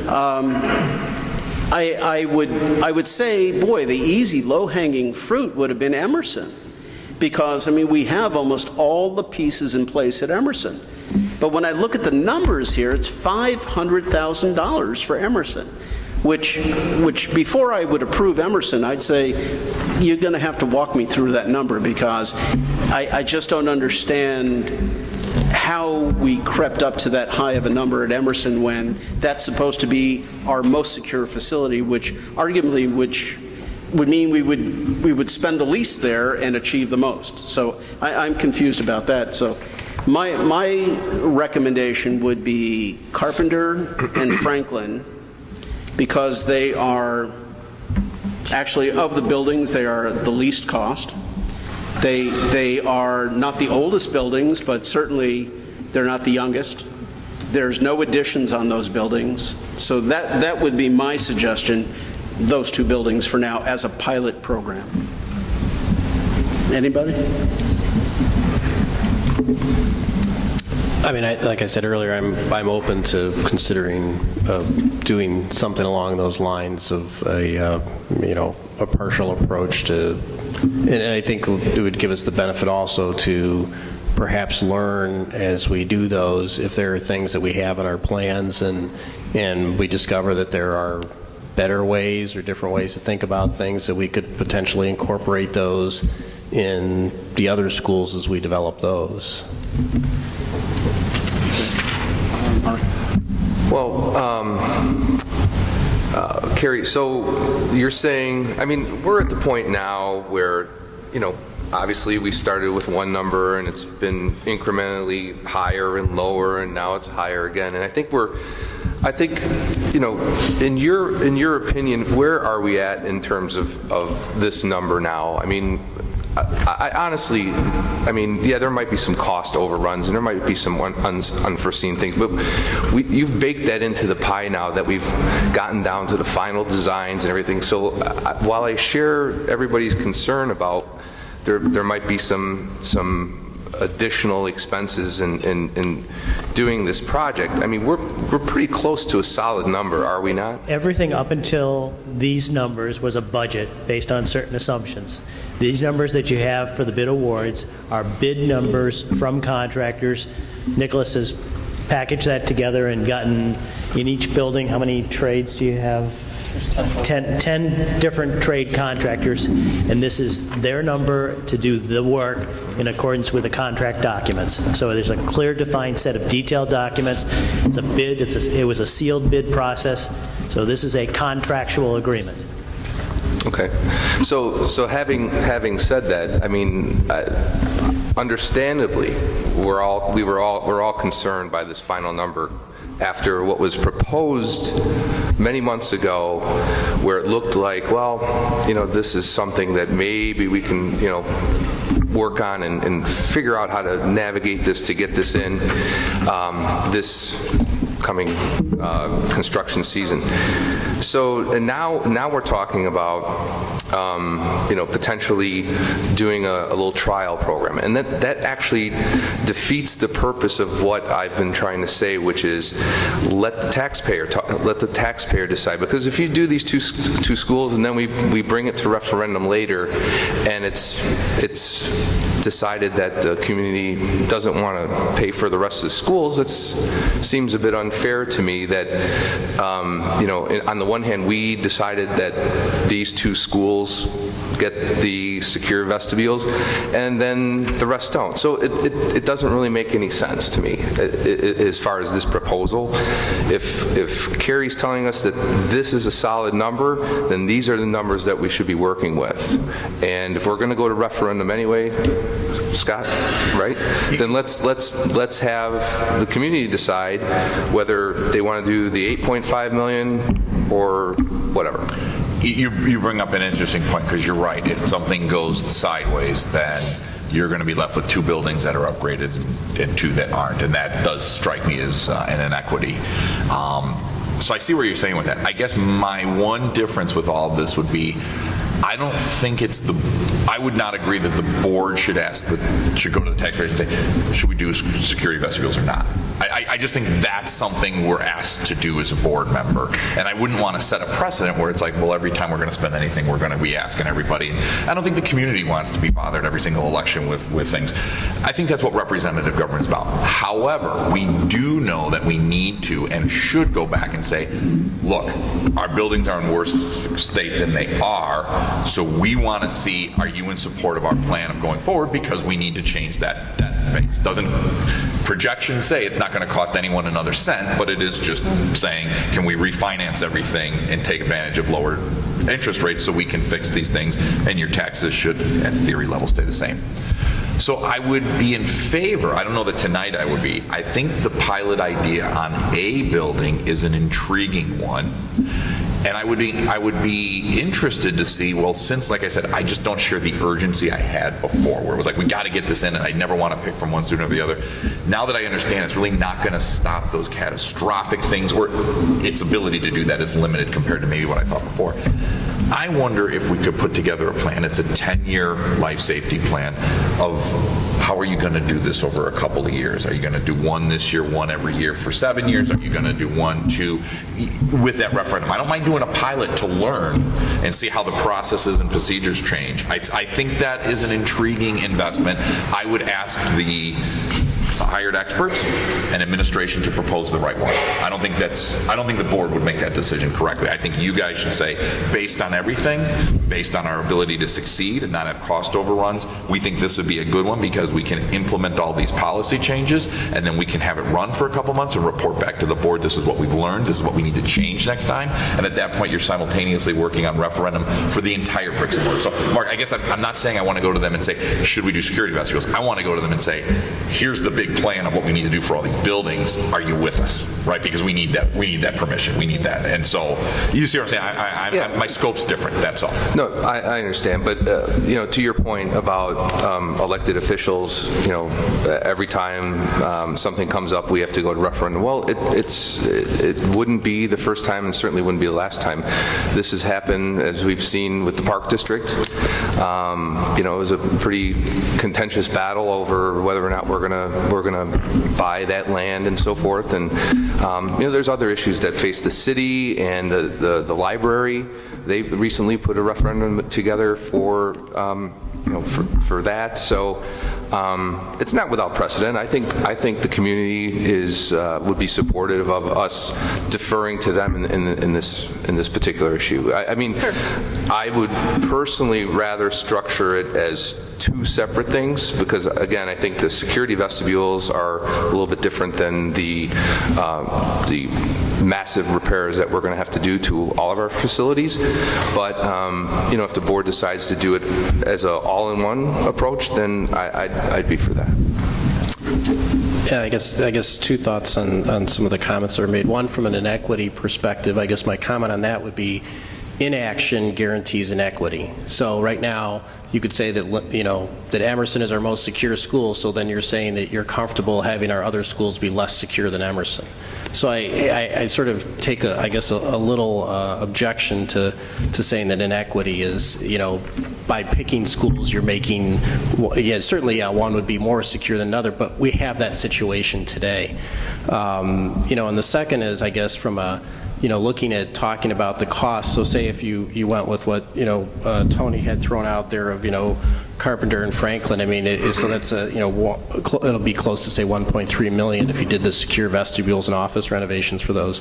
And to sort of just what Mark brought up, the scope of the capital projects that we have staring at us completely dwarf that number. It is evidenced by we approved 2.2 million for roofs. Okay, we're talking about other critical infrastructure for 1.6 million, and there's projects out there in our 10-year life safety plan, things that we have to accomplish in the next 4 years now that totally blow this number away.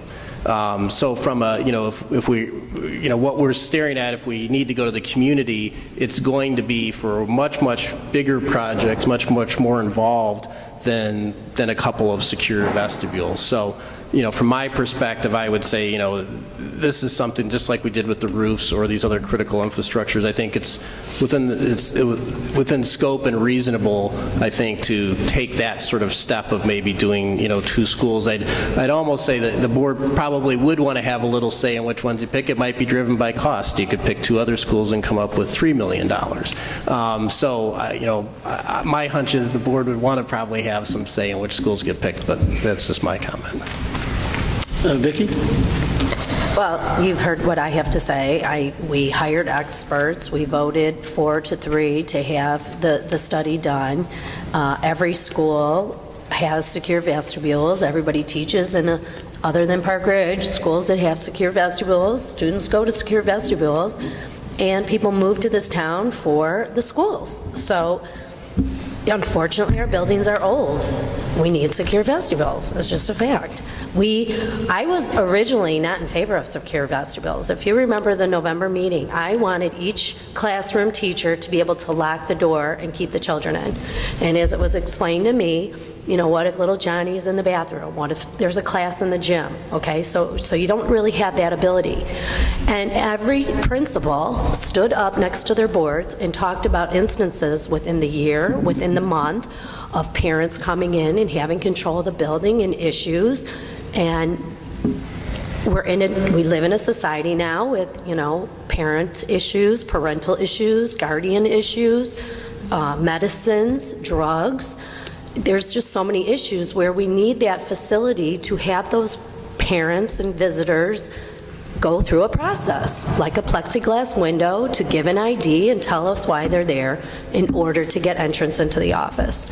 So it's expensive. I'm not going to sit here and say it's not expensive, but I think we need to do it.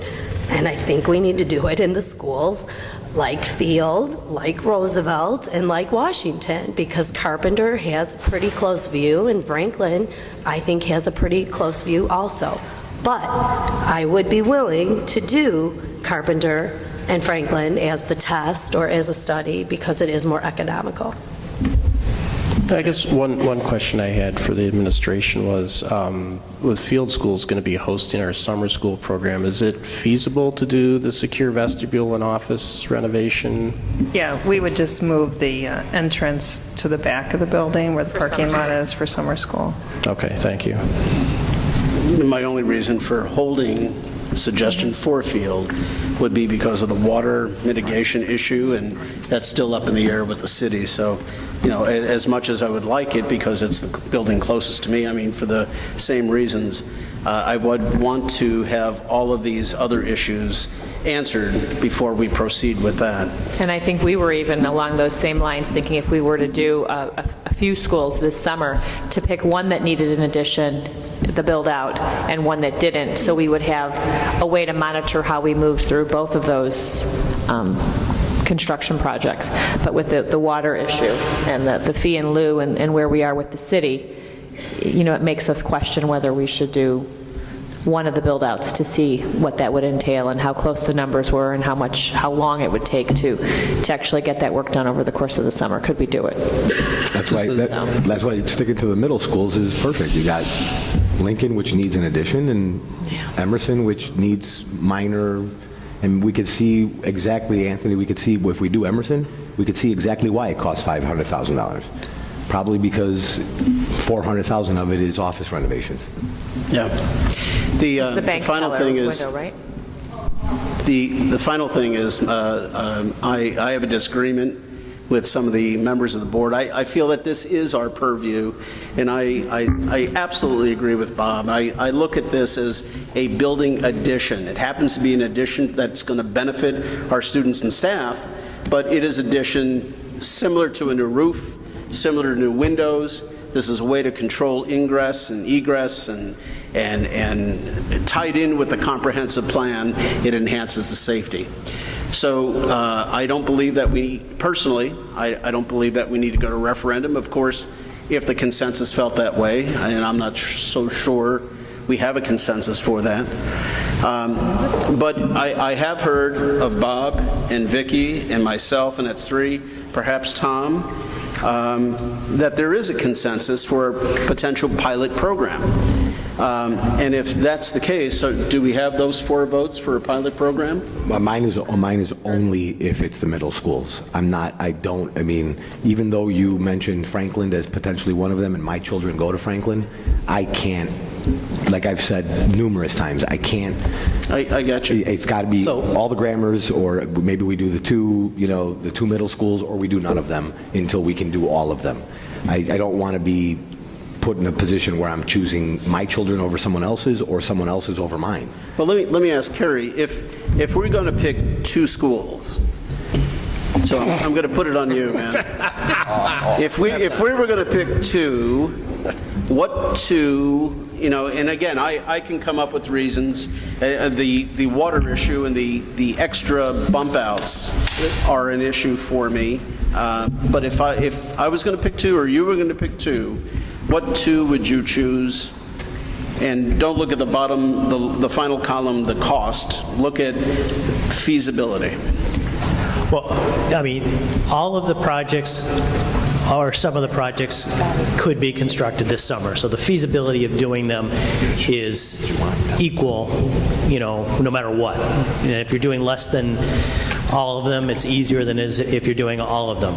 I might disagree a little bit on the risk, because I think a lot of the risk has been mitigated because of how, the drawings that have been done and the work that has been done and the allowances that are in the construction budget. So, those to me are not critical factors in picking 1, 2, 3, 4, however many. I've thought about this an awful lot, and to me, there seems to be kind of three logical choices. One, you go back and you look at that office remoteness study that we did, and you look at those, and that was really just simply, as it was outlined in the last board meeting, there were factors that were identified that have to do with what's the ability of somebody coming in the building to get somewhere else without being recognized, whether it's a stair, a corridor, do you pass classrooms? So it was an attempt to try to evaluate what's that impact of that person coming through the building. So I think that's a very fair ranking, and I think it's a very objective ranking that was done. I think that there's a difference in age, and we looked at this as far as elementary school and middle school. There's definitely a difference in the ages, and I think that you have, younger teens and whose heads seem to be anywhere at any particular time, but they are able to, I think, to process more of what's going on. So I would focus energy on the elementary schools. Beyond that, I would defer to your decision as a board as to which ones you really felt were the most important. And I guess to follow up on Tom's question, so asking about Lincoln and the earlier comment that in order to accomplish things this summer, we would need to approve moving forward with bids today. But it seems like Lincoln's kind of up in the air. Our drawings right now and everything are with an addition on the outside, correct? We have not done the potential modifications yet. Correct. And gotten any bids on those. Correct. And it's a good solution for Lincoln, and it was done within the parameters of not touching any other part of the building. And as the dollars came in where they were, maybe more economical to touch another part and spend that money inside the library and get some advantages inside the library than to have it being spent outside the building on making the addition work. So, when you look at the numbers, it what do you think about that, Tom? Yeah, the reason why I bring up Lincoln and Emerson is because Emerson is already has a secure vestibule. It's the only school we have that has a secure vestibule. Correct? Correct. Okay, so I think it would be, aside from the fact that it would be cheapest to modify it, and I think it would be only, if we're going to do a pilot, it would be only fair to say, okay, now let's make our other middle school equally as secure as the middle school we currently have. We use that if we're going to do a pilot. If we like it and everything works great, then we can go ahead and say, okay, now let's do these other grammar schools, all of them, not 1 or 2 or 3, because some of our children, no matter how you do it, if we talk about Franklin there is no clear line of sight of Franklin. You have to make a left turn and walk, 10 yards to get to the office. It's pretty much all our schools. None of them have a very great, line of sight. That's that remoteness study. There's remoteness on all of them. When you walk into Franklin, you can go right into the LRC before anybody sees you. So none of the schools are great. But I can't, like I said, even though Franklin was brought up as one of them and my children go there, I can't say yes to Franklin and Roosevelt and no to Washington and our other schools. I just can't do it. Maybe just to kind of answer in light of that, just to maybe expand a little bit on the comments. You're a bigger district. You have a number of buildings. I believe, and this issue of the secured vestibule probably highlights it, but if you continually wait to do something in any one of your buildings until you can do it at all of your buildings, you are always going to be faced with ongoing problems.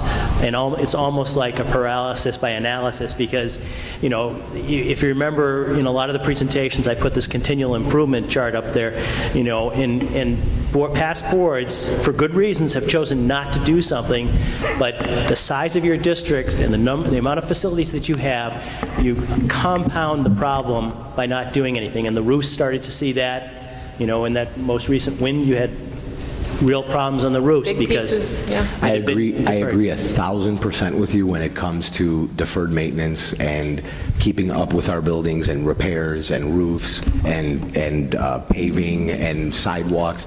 But we're talking about an addition. We're talking adding something, adding value to our schools. And if we can't add that same value to all of them, it's not like saying, hey, Field has a decent air conditioner and we want to put a brand new one in Franklin. There's a big difference between the kids at Franklin not sweating and the kids at Field sweating just a little bit, when we're talking about the kids at Franklin not being 100% safe, but the kids at Field being 100% safe. So I agree with you when it comes to everything except for the fact that we're dealing with something completely different than just maintenance of our Right. No, you're absolutely right. But if you look at what some of your neighboring districts, if you look at what, Arlington Heights or Schaumburg 54 or Palatine, they went through this process of upgrading their buildings 20 years ago. And did they make every decision right? No. I mean, there are very good buildings and there's very good work done on those.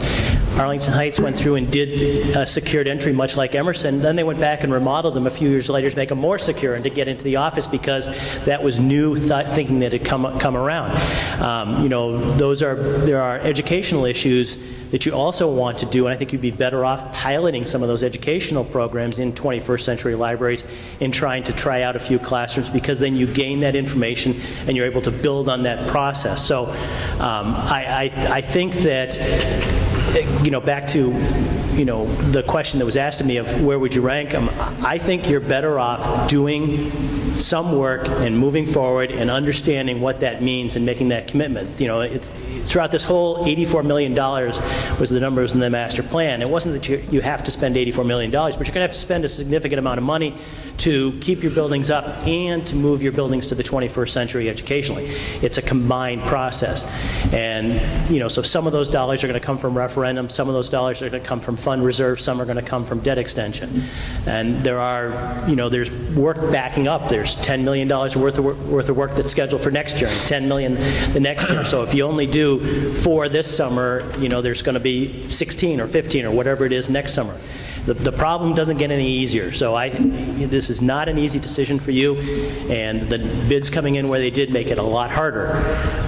But I do think you're faced with a situation where you need to invest in your buildings. And that is from an educational point of view, from a secured entry point of view, from an infrastructure point of view. Kerry, the 2 middle schools that Tom has proposed, are they so unique that we will not be able to glean from them a guide as to how to go forward? Or will that be outweighed by what we might glean by the changes at Lincoln with the renovation of the interior space? Because it's a trade-off, I imagine.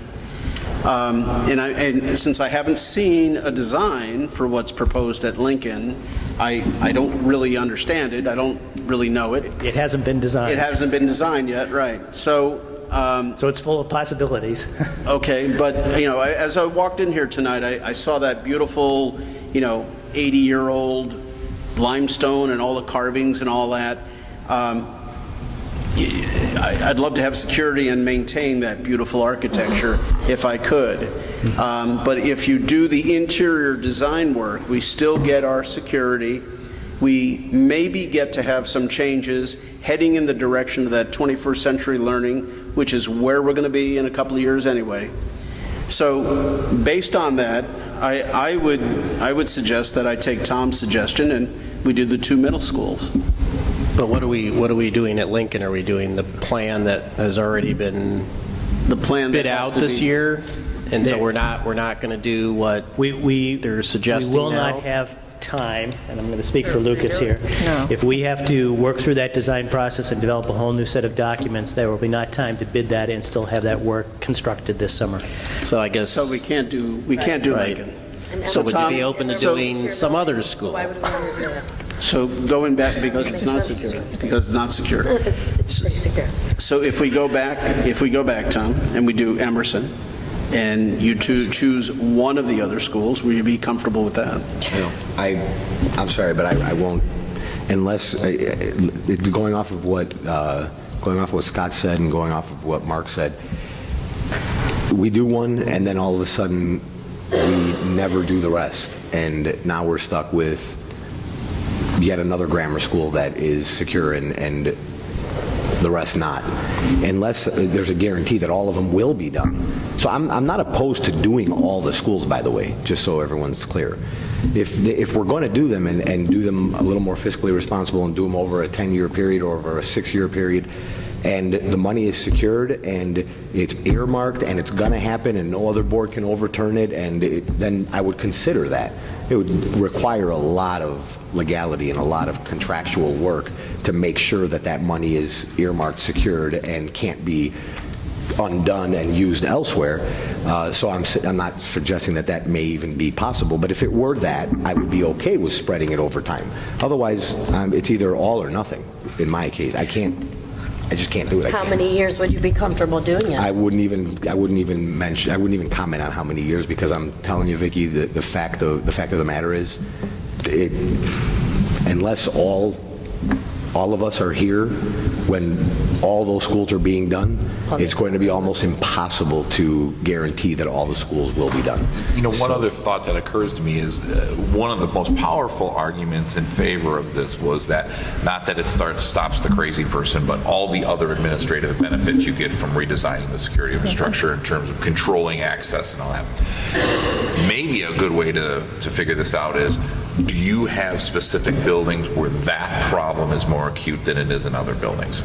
Where the things you're trying to accomplish with it are the most, like at this school, there happens to be more parental issues related to their access to children than at other schools. Just something along those lines. You're saying, we'll solve more problems here. That may be another dimension or another perspective to look at this through, to say, you know, if we're going to do this, we can address those problems more quickly in the district as a whole. You know, the impact in one school might be far greater than in another school because the problems are greater at that school in terms of the things you're trying to accomplish with the secure vestibules. Do you want me to talk about field? So if I was picking, I would pick field would be one of them. I know it has an addition and we run the risk of having some issues with the city going forward, but I would pick that building because when we do first of all, that's the location we're going to use. We're not going to move it to a different location because the back, which would be a cheaper alternative, is right by a playground, so we're not going to do that. We also have detention issues where the new entrance would go, so we would fix those current detention issues. That is also our building that is exploding at the seams. So by doing the new office, that gives us additional room within the office and allows us to bring the assistant principal back into the main office, you know, allowing another workspace for someone else within that facility. That would be my recommendation on the grade school that I would pick. And knowing that we potentially may have to pay the city some amount of money, but I would still recommend to the board that we be a good neighbor and fix our detention issues. And if you wanted to do Emerson as the middle school, I mean, that would be a way to look at it. I would rather put off doing Lincoln until we can look at some alternatives where we could potentially put the money into the interior space of a building that has been neglected for many, many years. And Carrie, if you think about the study that you did with we had 4 factors that you helped rate the buildings. Yes. That aligns with, at least Field does. Yes, because when you enter Field, you do have the option of going upstairs right there. So if we did put off Lincoln, we would still look, I would make a recommendation that we would move the entrance to Lincoln to the location where we would be putting in the new entrance. Scott, would you be willing to do one building? I personally think that if, in the spirit of a pilot, if you're going to do a pilot and you're worried about inequity, let's do one building and learn everything we can from it so that when we ultimately do need to go to the broader group and talk about how we're going to rehab all our buildings with a comprehensive plan, we're doing it with as much information as possible. So I actually like the idea of one building far more than I do of more than one. And do you support Field?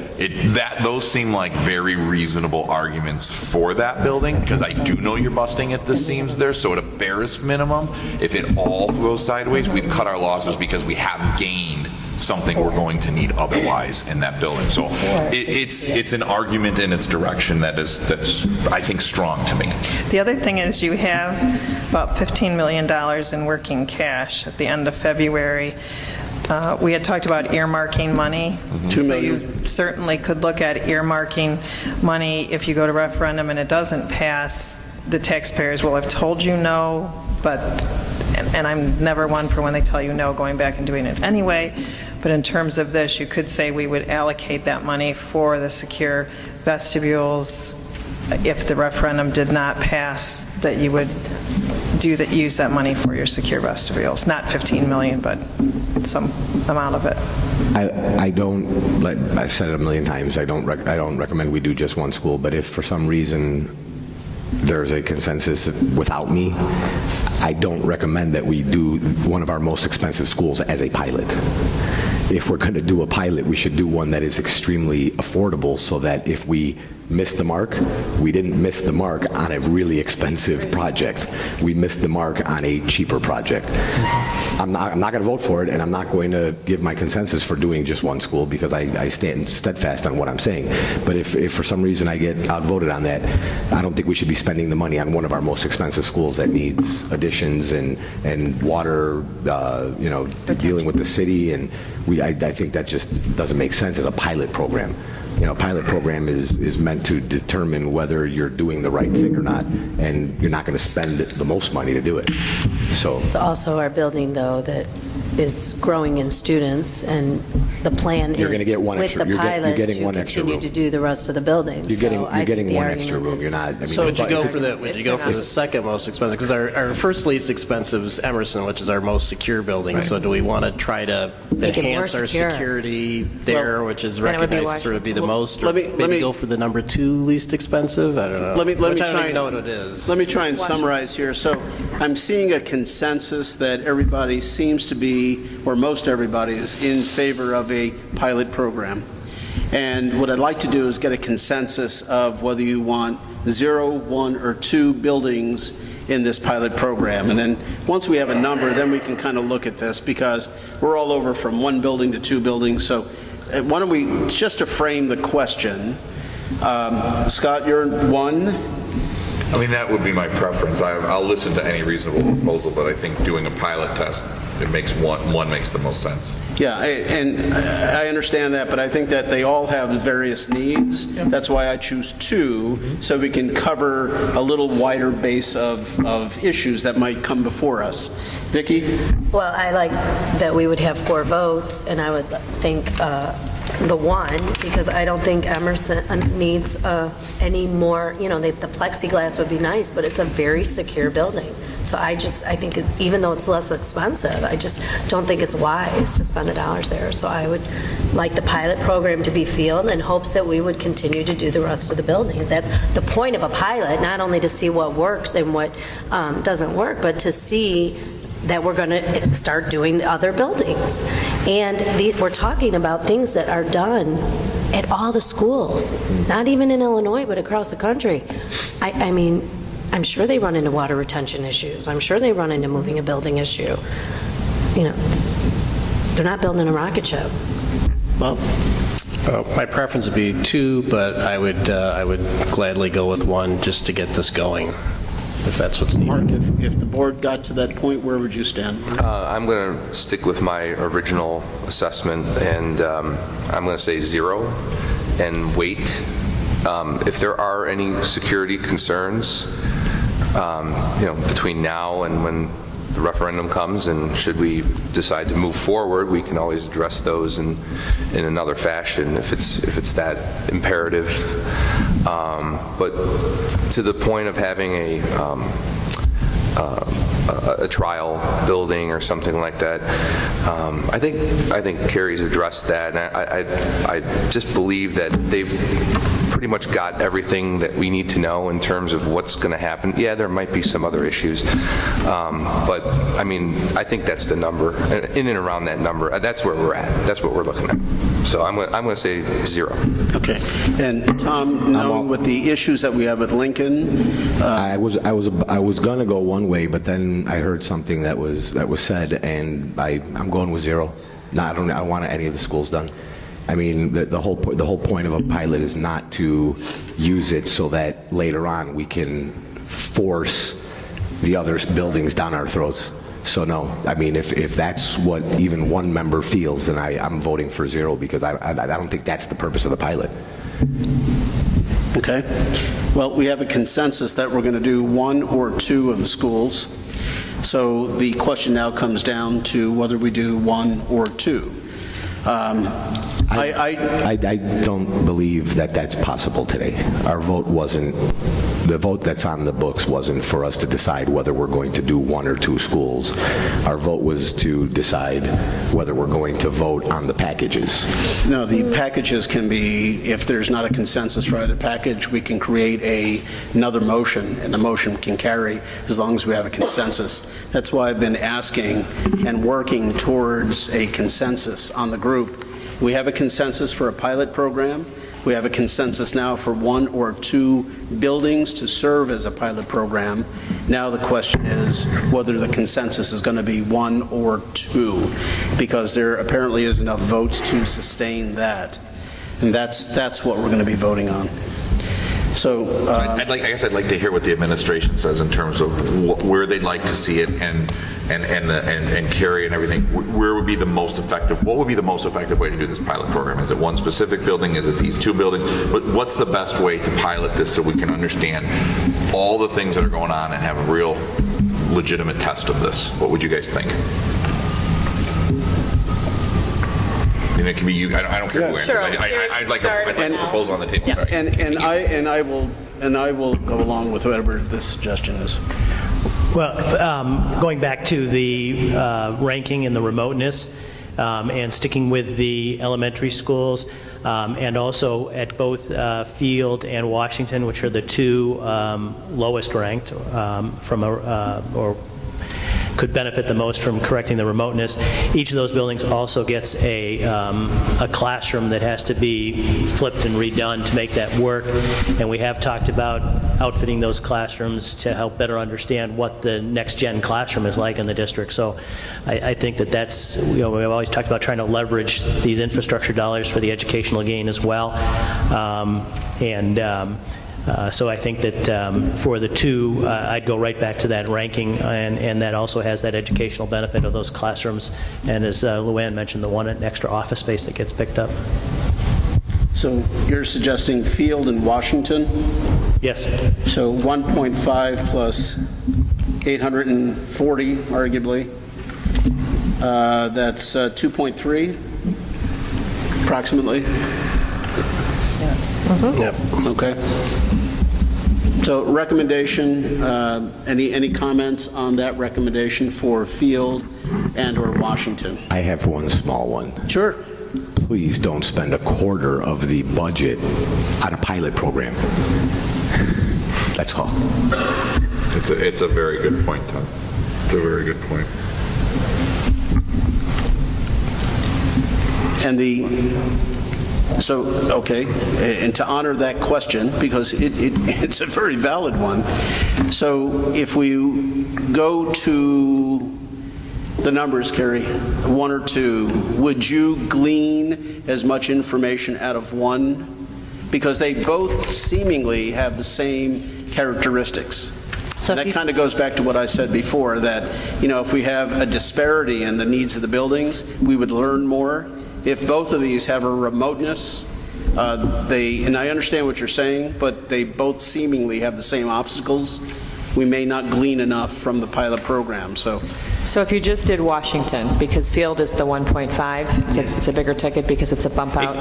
Correct. If you're trying to keep, if you layer onto this the total dollar value, then you would stay away from any of the new construction because you're going to have higher dollars in the new construction. Right.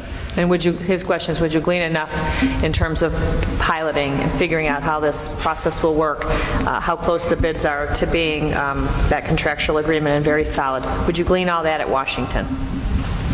Or enough to just proceed with one? Or would you recommend that we take Washington and we move to the next in the ranking to do the two? I think you ought to do as much as you can, and doing two now gives you two different, those two buildings. If you look at Washington and Carpenter, I mean, I would do two, just because, again, you're moving forward and doing things that need to be done in the district. Scott? It's up to you, Scott. I definitely would do too. No. We need 4 It's all up to you. No.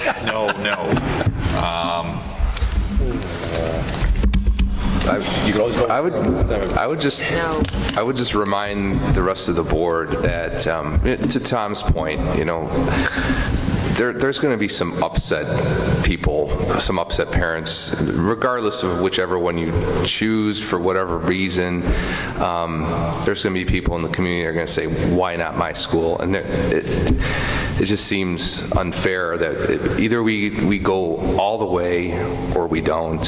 And I just think this exercise is kind of useless. Well, but I think Tom's comment was he was supportive of secure vestibules for the schools, but I don't think doing them all at once or maybe even doing them this year. But so I guess I don't see where taking a staged approach is the wrong approach. I mean, I think we stagger out our financial commitment then, gives us some time to leave some money in our fund balance. I know it's not a lot, but earn some, interest on those funds. So, we get some more out of that. I mean, because to do it all at once, I mean, we right now, everybody, the administration even just rejected the thought of doing it all at once based on the costs. So I think, if we take more of a staged approach, we're taking some action, we're taking steps to make our schools more secure,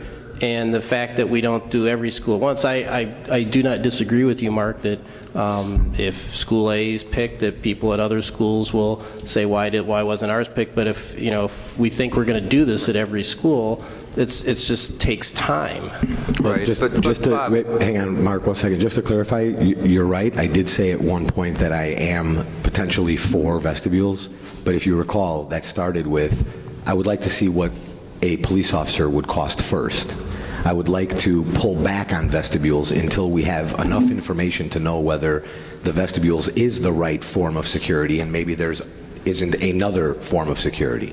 If that turns out to not be the avenue and vestibules are the avenue, my recommendation was to do them all at once because I don't want to choose over which child. I was willing to say, let's do the middle schools because of the differentiation in age groups between the children, and I understand that the younger children need a little more protection, but we have 2 middle schools and not 2 grammar schools. So I figured if we're going to do some sort of pilot or pick 2 to do now and 2 next year and 2 the year after, I would then, so it was more of a concession than me wanting vestibules, just to be clear. The one thing that's unclear on Lincoln is, in an ideal world, would you do it in the new design or in the existing design? Because is the existing design just, I'm trying to save you some bucks so we can do it this way, but ideally you'd want to do it, you know what I mean? Because to Tom's point, if all and you had said even at one point, I think, I know it won't be more, but you also didn't say I know it'll be substantially less. You just said it'll be a different design, and if we have just a different design that's suboptimal. I do not believe that it will be suboptimal. Okay. I believe it'll be optimal. You think it'll be better? I think that the advantage there is that the dollars are being spent in the library and starting to renovate that library space. Okay. Not a library renovation in total, but starting along that process. And I'd rather spend the dollars there than spend the dollars outside the building, getting an addition to the building when we think we can utilize the existing and get away from all of the messiness of the new construction. So when those numbers came in where they came in, it becomes a matter of value. At the higher numbers, the value is better spent inside the building. That's just based on what we have seen, and the bids come in, and this now, the constraint was don't go outside of this boundary, but if we break down that boundary and move the library door and reduce some work in the library, then we don't have to build the addition. Yeah. Well, I guess I started this whole thing, sorry to cut you off, Tony, by saying I share the need for secure vestibules, and I think we need to do it. Given all the things we've learned, I don't share the sense of urgency. And, I said it feels like a lot of this was rushed. Well, boy, now that I think about it tonight, and trying to pick 2 buildings feels kind of rushed and not really well thought out, in my opinion, at this moment. So I guess what I would say is, since I don't think we've gotten a consensus on a pilot, I would suggest that we bake the plan and, come back with, in terms, referendum, come back with something. And if in the next meeting you could get one of these in as a pilot and you want to propose it, I'd be okay with it. But it seems like we can't even amongst ourselves right now in the light of this conversation come to an agreement on what building we're going to do. So I guess I'm worried that's a mistake, that we're setting ourselves up to make a mistake because maybe this pressure we don't actually have. And if we started the pilot next year, I don't know that that's a material difference given what it's trying to solve. It's not trying to solve an immediate, pressing, and dangerous situation. It's trying to make them incrementally more secure over time. So I would say if you want to come back with something great, since we don't seem to have a consensus on what it is tonight, I'd listen to it at the next meeting. Maybe you could sneak one of the less expensive ones in if you did it on April 11th. But otherwise, I'd say I think we should come back with a plan that says this is how we're going to do these vestibules over time. I'm perfectly fine with staggering them over time. I understand the inequities, but we've done that time and time again throughout the district when we did air conditioning. One had it for 2 years, one didn't. And I know air conditioning is not the same as security, but this isn't about protecting our kids perfectly. This is about getting to the next level of security and finding a reasonably and fiscally prudent plan to do so. Well, I disagree a little bit, Scott. I agree. Yeah, and I believe we do have a consensus on a pilot program. I think we are having a difficulty in finding which school to do, and because there's a lot of different issues involved with these schools. For instance, the drawings for Lincoln, for instance, are not even done. So that obviates that from the equation. Some of the building additions would obviate them because we still have some water additions, but we still have various other buildings that can be chosen. The question was 1 or 2 buildings. And to your point, we're having a difficult time making a decision, but to push it off, I think that's more paralysis by analysis, and that was said before. You could be thinking about this stuff over and over and over again. And 1, 2 buildings, this is something that needs to be done, just like roofs need to be done. Eventually, this needs to be done to be added to the entire comprehensive plan. And getting a start on it now is going to make some headway against the ultimate totality of the job, which is going to be all 9 buildings. So rather than waiting another year and doing more of the very same thing that we're doing right now, I would like to, even if it's just 1 building, and I'm perfectly fine with 1. I only said before 2 because it gives us a differentiation on the obstacles we might encounter. But even if we did 1 building, we're going to make some headway and progress. Now, I can't speak for boards 2, 4, 6 years down the road. And there is an obvious inequity, but we have an inequity now, Bob very rightly pointed out. And the only way we're going to close that inequity is we start getting vestibules put in, whether it's 1 every 2 years or whatever have you. And Mark, you're absolutely right, because when we started this many, many months ago, I was the first one who brought up the situation where you can't do 1 and not do them all, but how do you tell Mrs. Jones that you're going to have to wait 2 years? I get that. But we are not just doing vestibules. We're doing lights. We're doing panic bars. We're doing doors. No, not in this plan. Not in this number. Which we're going to do. Not in this number. No, not in this number, Right, but we are doing. Okay, I just want to clarify. It's not in this number. Panic bars and any other security other than vestibules and office renovations and nurse station But it's renovations. germane to the discussion because we are doing all of that independent of the vestibule. I would vote for that right now, by the way. I mean, if we had that. It's not coming yet. Right, I'm just saying, if we had that, I'd vote for that in an instant. Of course. But I do need a little clarity. Yeah. To Bob's point, real quick, on Emerson, our inequity is not because we chose the inequity. Our inequity was just by nature because that school was built later. Sure. So we didn't choose the inequity. But it is an inequity. But the school was built that way because it was built that way. We didn't then go in and say, we're going to make that one better, but not that one.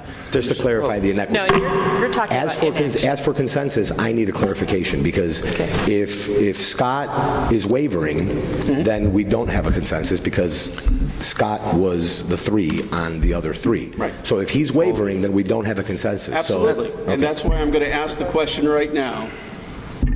Is there a board consensus to do a pilot program? Now it is one building. Do we have that? Bob? Yes, I would vote for that. Yes. I'm yes. Scott? I will listen to a proposal for a building or whatever you recommend for a pilot program. I agree that I can stomach a pilot program. The 2 buildings originally proposed, Tom brought up a great point of you're spending a quarter of the budget on a pilot program. So if you want to come and say, I want to do this 1 building or these 2 buildings in a pilot program that's reasonable and you have good defensible reasons why to pick those 2 buildings, I will listen to it at any point in time and I support a pilot. And I guess then following that up, then if we did 1 building and if we did the cheapest, which would be Emerson, and then rationale there would be we couldn't do the other middle school because we don't have our plans finished. What do you? I mean, I'm not asking you to vote yes for it, Tom. I'm just asking what do you think about that? The same thing I thought from the beginning. I mean, if you can't. What's the point? First of all, what's the point of the pilot program? We have a school that has secured vestibules. We know it works. We know it's a good thing. None of us here are saying that vestibules are not a good thing. And none of us here are really saying that we're completely against it and we may not agree later on. Mark is saying, let's take it to the people. Scott is saying that might not be such a bad idea. I'm saying, let's spend our money on these other things while we're waiting for that to happen because 1 year is not going to make a difference. We've waited this long, and 1 more year so that we don't feel rushed and pressured is not going to change the game. So doing 1 school, in my opinion, does nothing for us. It's not going to teach us anything. It's going to teach us what? That secured vestibules are good? I think everyone in this board knows secure vestibules are good. Yeah, Tom, I think it's going to teach us the problems that we're going to encounter in the construction of these things. That's what the pilot program is. So it doesn't need to be a pilot program. It could just be a staggered construction so that we could learn from our construction. So we can pick 3 schools, 3 done. In 3 years, we're done and everyone's good. But if I could finish, I would vote no since it's coming around to me. Sure. And I want a clarification on Scott. Scott, you're not saying that you're approving. Are you saying that you're approving to go ahead and do this 1 school if there's a consensus, or did I hear you correctly and you said you will listen, you're voting yes to a pilot on 1 school, but you're voting yes to listen to a proposal, find out which school it is, how much it's going to cost, and then you'll decide whether you want to actually do that school or not? I'm saying that I see the reasonableness of a pilot program. I have not heard what that pilot program looks like. We've debated a million different things. So I agree that a pilot program could be useful. I agree it's a step in a direction I think we inevitably want to get to. So I just like to hear the people that we hire tell me what they think the pilot program should look like so that I can make a decision. That's all I'm saying. I don't want to be the one picking So Anthony, clarify your consensus for us. We have a consensus for a pilot program. The moving ahead will depend upon the building, which is part 2 of that. And based on what Kerry has said, my suggestion, recommendation is that the pilot program be done at Washington. So what I'm hearing is we don't have a consensus for a pilot program. We have a consensus to consider a pilot program and something has to be presented to us somewhat formally, not deciding today whether it's going to be Washington, Franklin, or Field. Well, that's what I think I'm hearing from Scott. I'm just hearing, tell me what you want the pilot program to really look like. I will think about it, I will look at this, and we can vote. Well, Today? I'm telling you, Today? We have the numbers. I'm telling you right now, Washington. Based on Kerry's recommendation, Washington. But before we get into that, I think Scott is next, or Mark is next. Sure. Excellent point. I was trying to figure out if we did indeed have a consensus, which we don't, because Scott needs additional information this evening. Certainly, Tony wants to get this done tonight, understandably so. However, Scott has not satisfied. He said earlier that we should wait. We're still in the process of,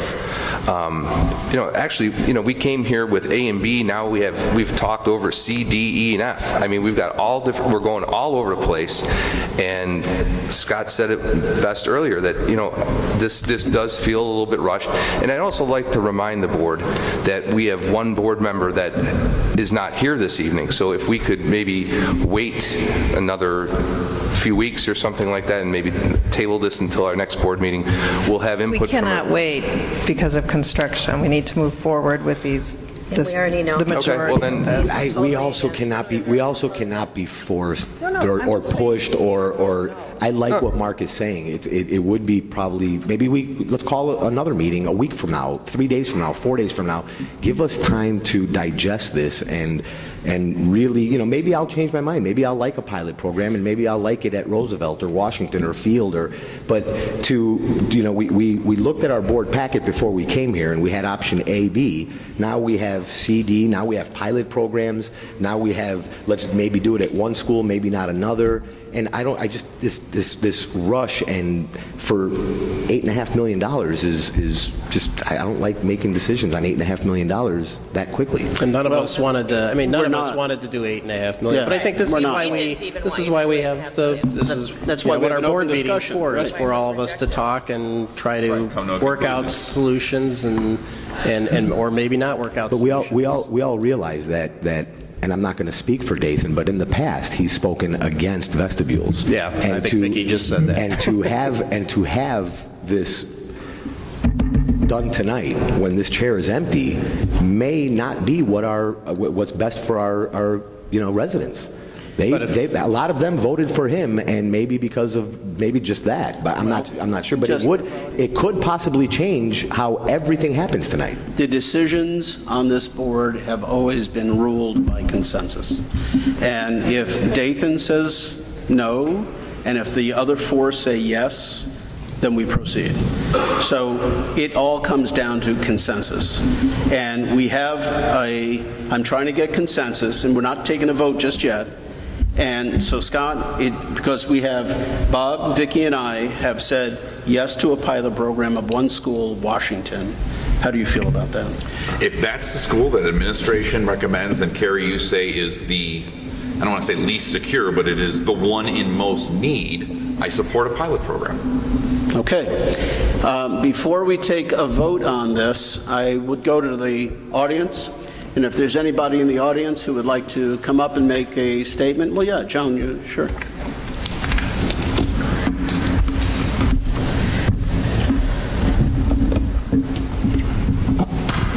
I'm still Joan Sandrick, and I still live in Park Ridge. You have done a lot of talking, and I think the thing that is striking to me is I don't trust the architects. This has been going on since last fall, when at the November meeting, we were given a number of 5.1. Now, I would expect that somebody with the alleged experience that the architects and construction people have would have recognized that that was not a good figure. Did that figure come from them? It did. I don't trust anything they say. And I think you need to take a good hard look at what they've proposed. And have they given us a Rolls-Royce when we really need a Buick? I have some real misgivings about this. I understand the safety issue, but they've lost credibility, and I think you need to consider that. Thank you. Anybody else?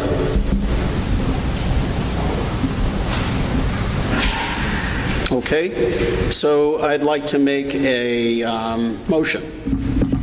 I move that the Board of Education of Community Consolidated School District 64, Park Ridge-Niles, Illinois, approve the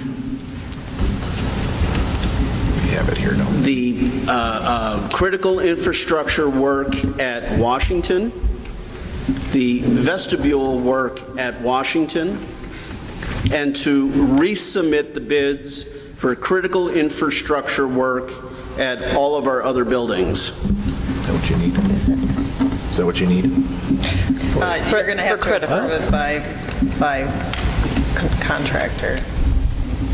So do you have those sheets? I think that what you... Hold on. Luann?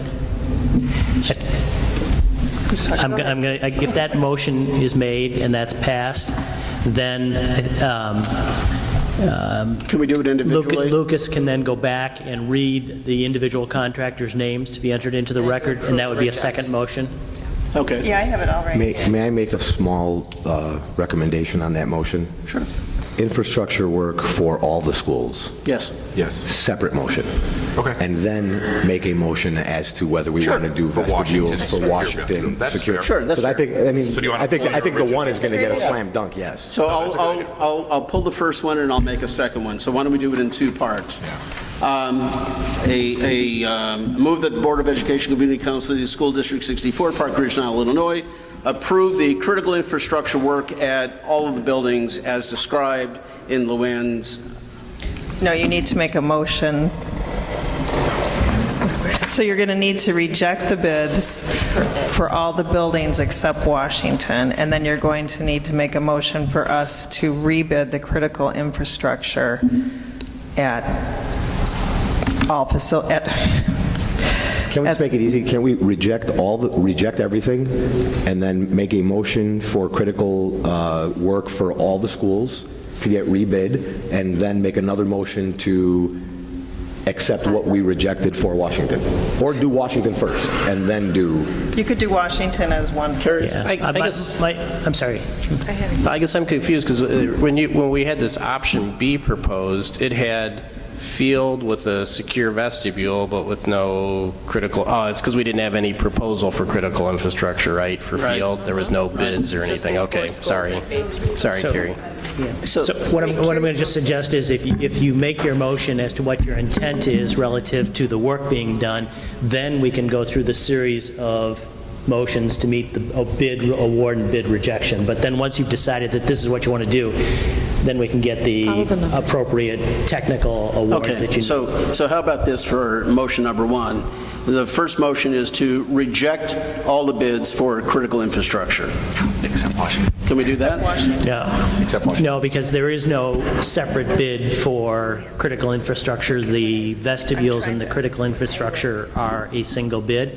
So I guess my suggestion is that you just, the intent is to go ahead with the Washington bids for the office and the critical infrastructure. If you pass that motion, then we can deal with all the technical motions about what you award and what you reject. Okay, if that makes it simple. Is that? Yep. Board of Education Community Consolidated School District 64, Park Ridge-Niles, Illinois, approve the construction of the critical infrastructure and the vestibule at Washington School. Second. That's one. Any other questions? And I go out to the audience one more time. Is there anybody who would like to make a comment on this motion? So why don't we take a vote with Tom? So to be clear, we're voting on the infrastructure and secure vestibule work at Washington to move forward at the price of $839,138. That's the vestibule work, and add to that and then add the to critical... The add to that, $428,120. Yep. Yeah. Okay, my vote is no. Okay. Scott? Aye. Yes. Aye. Aye. No. Okay, so we now have Washington and the critical infrastructure at Washington a go. So we need to reject all our other bids, Yes. Luann, and then you'll resubmit new ones to us next time? Is Yes. that how this works? So So we now- can vote on critical infrastructure at the April 11th? So now we have to do a motion to reject all the secure vestibule and critical infrastructure work. Okay. And then do another motion to have Send out a them bid. go out and rebid the infrastructure work For those the other 8 schools. So I'll take a stab at this and see if I can get this right, and if it's wrong, someone just stop me. Okay, so I move that the school district and community consolidated school district 64 Park Ridge-Niles, Illinois, reject the bids for Field, Carpenter, Franklin, Roosevelt, Emerson, Lincoln, and the Hendy Educational Center, and direct the administration to rebid critical infrastructure work for Franklin, Carpenter, Field, Roosevelt, Lincoln, and Hendy, right? Field, Carpenter. Is that correct? Does that look like I got everything? I'm reading. How about Emerson? No, there is. There was no work. Oh, there's none at Field? So it's Carpenter, Franklin, Roosevelt, Lincoln, Hendy. So I amend that to direct administration to rebid critical infrastructure for Franklin, Carpenter, Roosevelt, Lincoln, and Hendy. Correct. Okay, can I ask a question? Because I might have missed it. Why isn't Field getting critical infrastructure work? There was no work scheduled this summer since we're doing summer school there, so at Emerson, I'm sorry. Field. Sorry. Because we're holding summer school at Field and Emerson, we were not doing other projects at those buildings this summer. And the roof work at Field was redone already, and Emerson is scheduled for summer 2017. So Field's not even on the, there's no work. So on Field and Emerson are absent. If you look from at option B. critical infrastructure. Can we, since we're rebidding anyway, can we do get a bid for the infrastructure work on Field so we know what it is? Well, are we rebidding this We're for rebidding this the infrastructure. this year still? But we're bidding this for summer? 16 summer, and we know Field's not going to be done in the summer of 16. Because it's summer school. Because I guess the question I was going to have, but I guess since we're doing questions now, was do we have enough time to rebid these things and do them this summer still? We do. For the infrastructure work. So for everything that was rejected, those drawings are already done. It's a matter of putting out those packages back out. So it's not a matter of any drawing. It's just getting them out on the street and bidding them. You'll break it down into a couple of packages. For example, security lighting, is a nice package, and it'll actually be security lighting across all of the buildings. It won't be broken down individually between the buildings now. And that'll be I think that's a good electrical package to work with. And so that the work, I think, it can be rebid. That's what we've been discussing.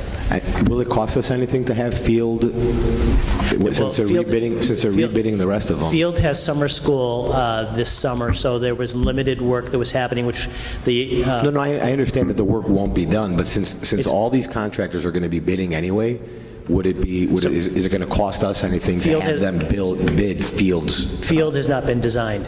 No design docs. Oh, you haven't designed Field? Correct. Okay. Solves that, huh? That's more money. That's why. Okay, so do we have that motion? You're going to add one more time, please? And I needed to add Jefferson for rejection of bids, I'm just told. So I apologize for the confusion. Would you like me to reread it? Please. Okay.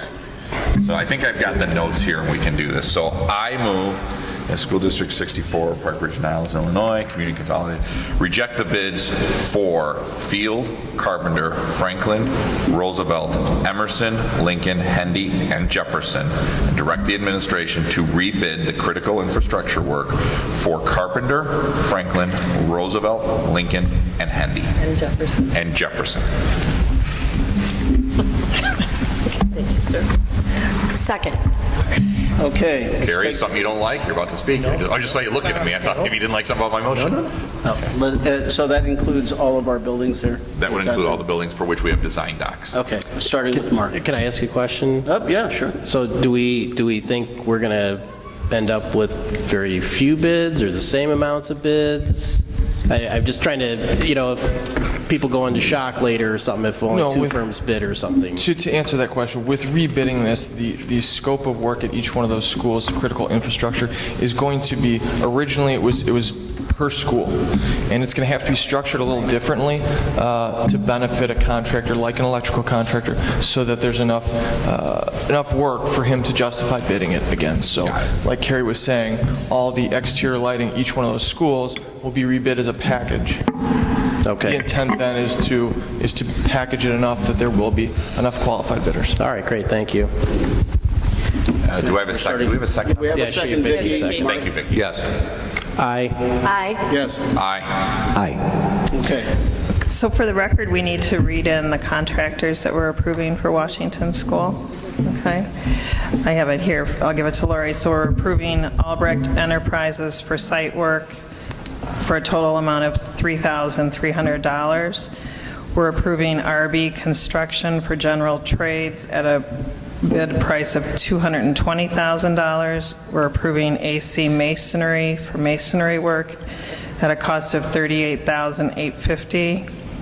We're approving Madden Glass for aluminum and glazing work at a cost of $21,600. We're approving Michael Couts Carpets and Design for flooring work at a total cost of $35,416. We're approving May Decorating for painting at a total cost of $6,350. We're approving DeFranco Plumbing for plumbing at a cost of $35,640. We're approving DeKalb Mechanical for HVAC work at a total cost of $504,000. We're approving American Electric for electric work at a total cost of $127,100 for a total of $992,256. That includes critical infrastructure and the secure vestibule bids. I make a motion that the board approve the list of subcontractors just delineated by Luann. Is there a second? Second. Tom? No. Aye. Yes. Aye. Aye. No. Okay. There you go. Take 5. Yeah, Or let's two? take 5. Thanks, everybody, for this patience, for the patience for this. That's awesome. Your power post. The action item? Okay, with the board's approval, I'm going to skip around a little bit here, and we're going to cut to the chase. The next item on the agenda that we do need to talk about, Dr. Lopez, would be the NGSS Science Committee update. Yes, I wanted to provide the board with a quick update on the work of the Elementary Science Committee. This starts on page 28 of our packets, by the way. Okay. So we have communicated with the board through several memos and through Dr. Hines' update about some of the things that are happening related to the implementation of the next-gen science standards in District 64, but we wanted to formalize that with this presentation. So in January of 2014, Illinois adopted the next generation science standards. And Illinois was actually one of the states that played a major role in the development of the standards. Similar to the way that the Common Core standards for math and reading sort of changed the way that we teach in those subject areas, the next gen science standards changed the way that we teach in science. The most significant change is that every standard has 3 parts to it. So, and the 3 parts are basically what scientists know, or our core ideas, what they do, or our science practices, and how they think, which are called our cross-cutting concepts. So the standards, and we'll look closely at some of them in a minute so that this is more real, but the standards are written as performance expectations so that we can measure all 3 of those dimensions in each standard. The standards really are easily integrated into the writing and math and reading standards. So there are lots of opportunities for addressing the standards at the same time in different subject areas. And then there's a real emphasis on engineering and technology and the application of science to real-world scenarios. So the 3 dimensions that I talked about, the 3 parts, are the core ideas, which are our content goals. So something like students will understand that electric and magnetic forces between a pair of objects do not require that the objects be in contact, right? Traditional old content. The science and engineering practices, which really focus on the behaviors of scientists, and these are included in your memo as well as on this slide. And then the cross-cutting concepts, which are really ways in which scientists think. So we're looking at patterns and cause and effect and systems and system modeling. So I thought I would give you some real, Scott, your words always echo in my mind. One time we had discussed the next-gen science standards at the board table, and you had said, well, can you bring us some real examples of what would be happening in classrooms? So I want to do that tonight. And the next-gen standards are new standards, but the teaching around them is actually sort of best practice in science instruction. So some teachers are already teaching science in this way. They're teaching through inquiry and through real-world application. But I thought I would compare what will be happening in all of our science classrooms very shortly with probably what our experience was in science, so we can get a sense of what that looks like. So when we were in school, we probably did an experiment that was measure the temperatures of sand in 3 different containers, right? And then explain why the temperatures are different in each container. And that was sort of a then example. But now we would be asking our students, think about what you know about heat loss. Okay, design a structure to keep a sandbox cool. Draw a model that shows what's happening. Okay, so the task, the performance task, includes content, it includes the things that scientists do, right? And it includes something about the way that scientists think. So all 3 of those dimensions, our core ideas, our science and engineering practices, and our cross-cutting concepts. And this is actually an activity that was recommended for kindergartners. Okay. Another example would be follow the steps of the experiment to see that plants need water and sunlight to survive. So we probably all have in our school experience sometime when we deprived a poor plant of water or sunlight, right, and found out what happened. But now what we would ask students to do is use your knowledge of plants to design an experiment that tests a hypothesis about what causes plants to thrive. Okay, so a different spin on it, a different way that students are looking at the content. Then, and this is an example of a 5th grade activity, but when we were in school, we probably followed the steps to build our own electromagnet. Right? We looked at the worksheet and we did step 1, step 2, step 3. But now we would be asking students to do that, but then to use that electromagnet to investigate the patterns of magnetic forces and then play the role of an inventor. Identify engineering criteria and constraints and design a magnetic latch. Okay, so that application of science content and science thinking and scientific behaviors to actually produce a product. In addition to content really being different, we know that the future of assessment is also changing. So when we were in school, and also on our prior ISAT for science, we had questions like the major movement of the plates and description of plate boundaries of the Earth are, right? And then we had some multiple choice questions. So they were really content focused. But now, Illinois, we will be administering an Illinois science assessment this spring in both 5th grade and 8th grade. And we're going to be looking at test questions that really target the application of content and skills. So this is a sample science question. Draw a model, right, which is a cross-cutting concept, to show the side view of volcano formation near a plate boundary. Be sure to label all the parts of your model, and then use your model to explain what happens when a volcano forms near a plate boundary. So really more complex thinking and application of content, and integration of language arts. The Common Core Standards in Language Arts are all about making a claim, right, and supporting that claim with evidence. So there are links between the Common Core Standards and science. So I hope that gives you a better sense of what the... Lori, that is, I don't know about anyone else on the board, but that's spot on for what helps, like, just say, very hands-on. Here's how it's changing a little bit. Sometimes you lose yourself in the jargon, you're familiar with it, but so anyways, Give thank you a you. taste of I it, hope other yeah. board members found Yeah. someone. And we'll have more, we can share even more information as we move toward adoption. This presentation is actually about the Elementary Science Committee, and that's the committee that's working on exploring a kindergarten through 5th grade curriculum.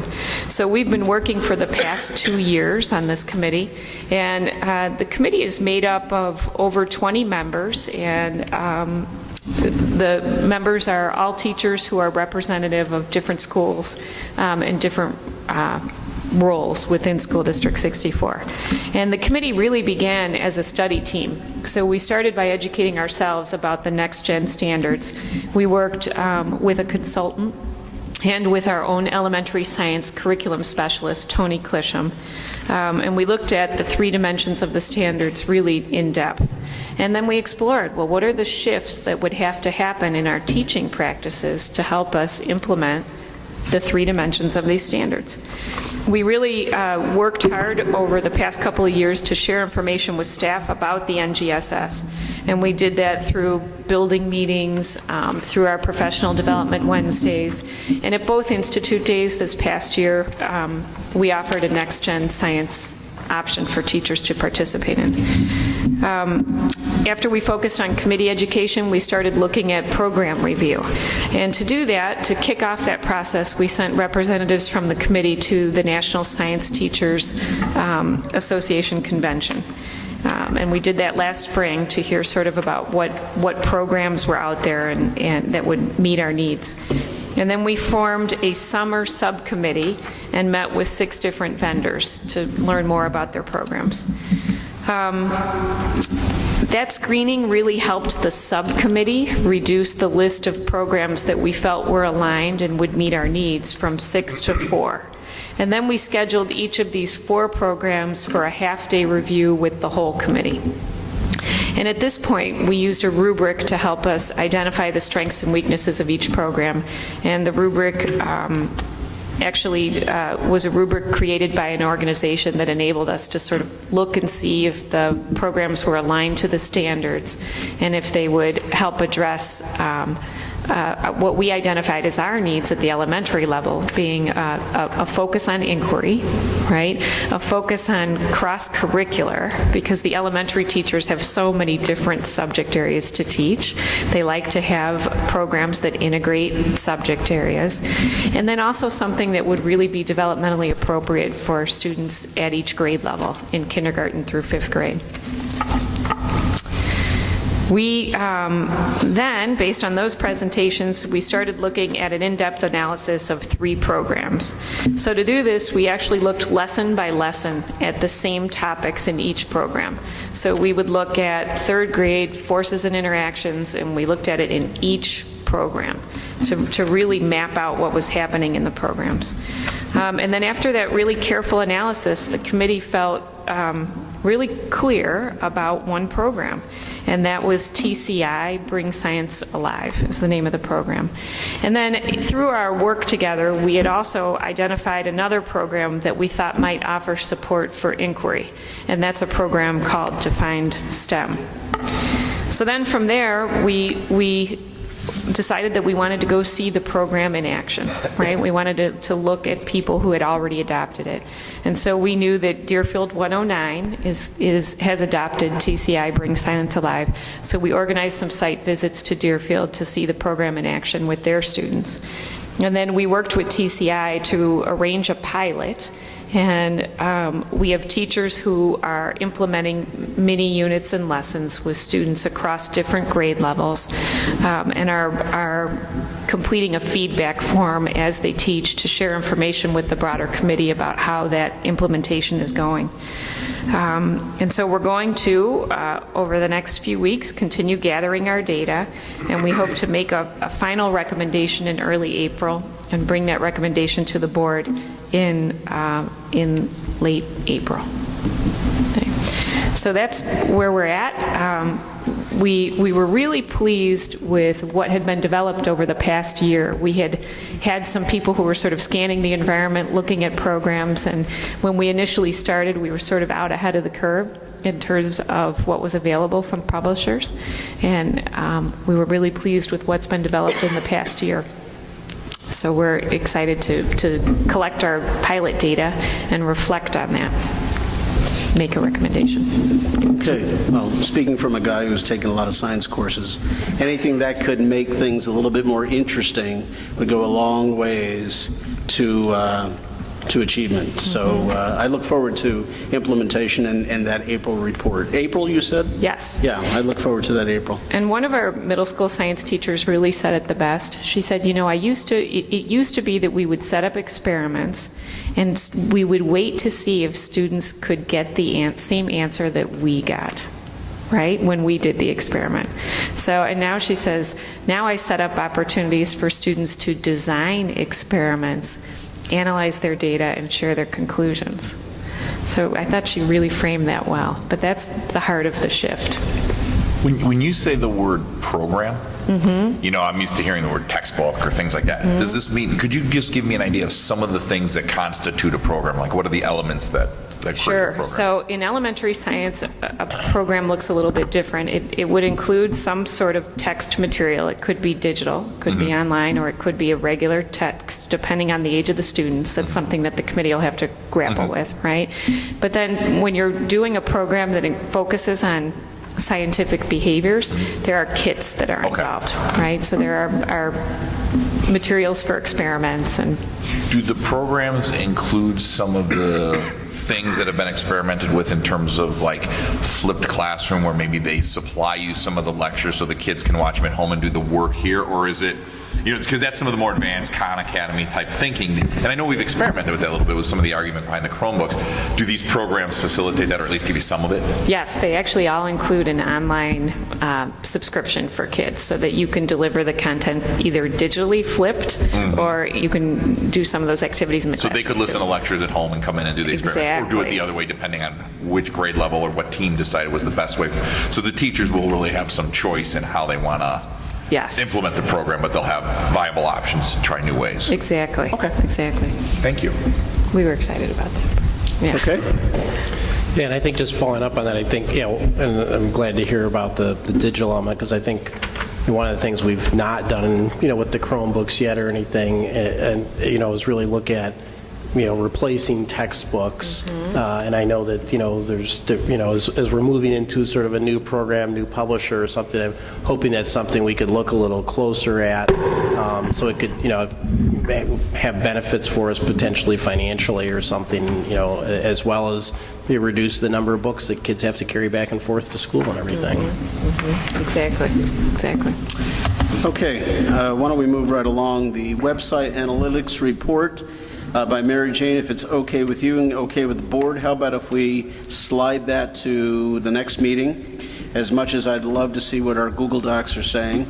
How about if we move right to the approval of the WOW Business Internet Service? Okay. Great.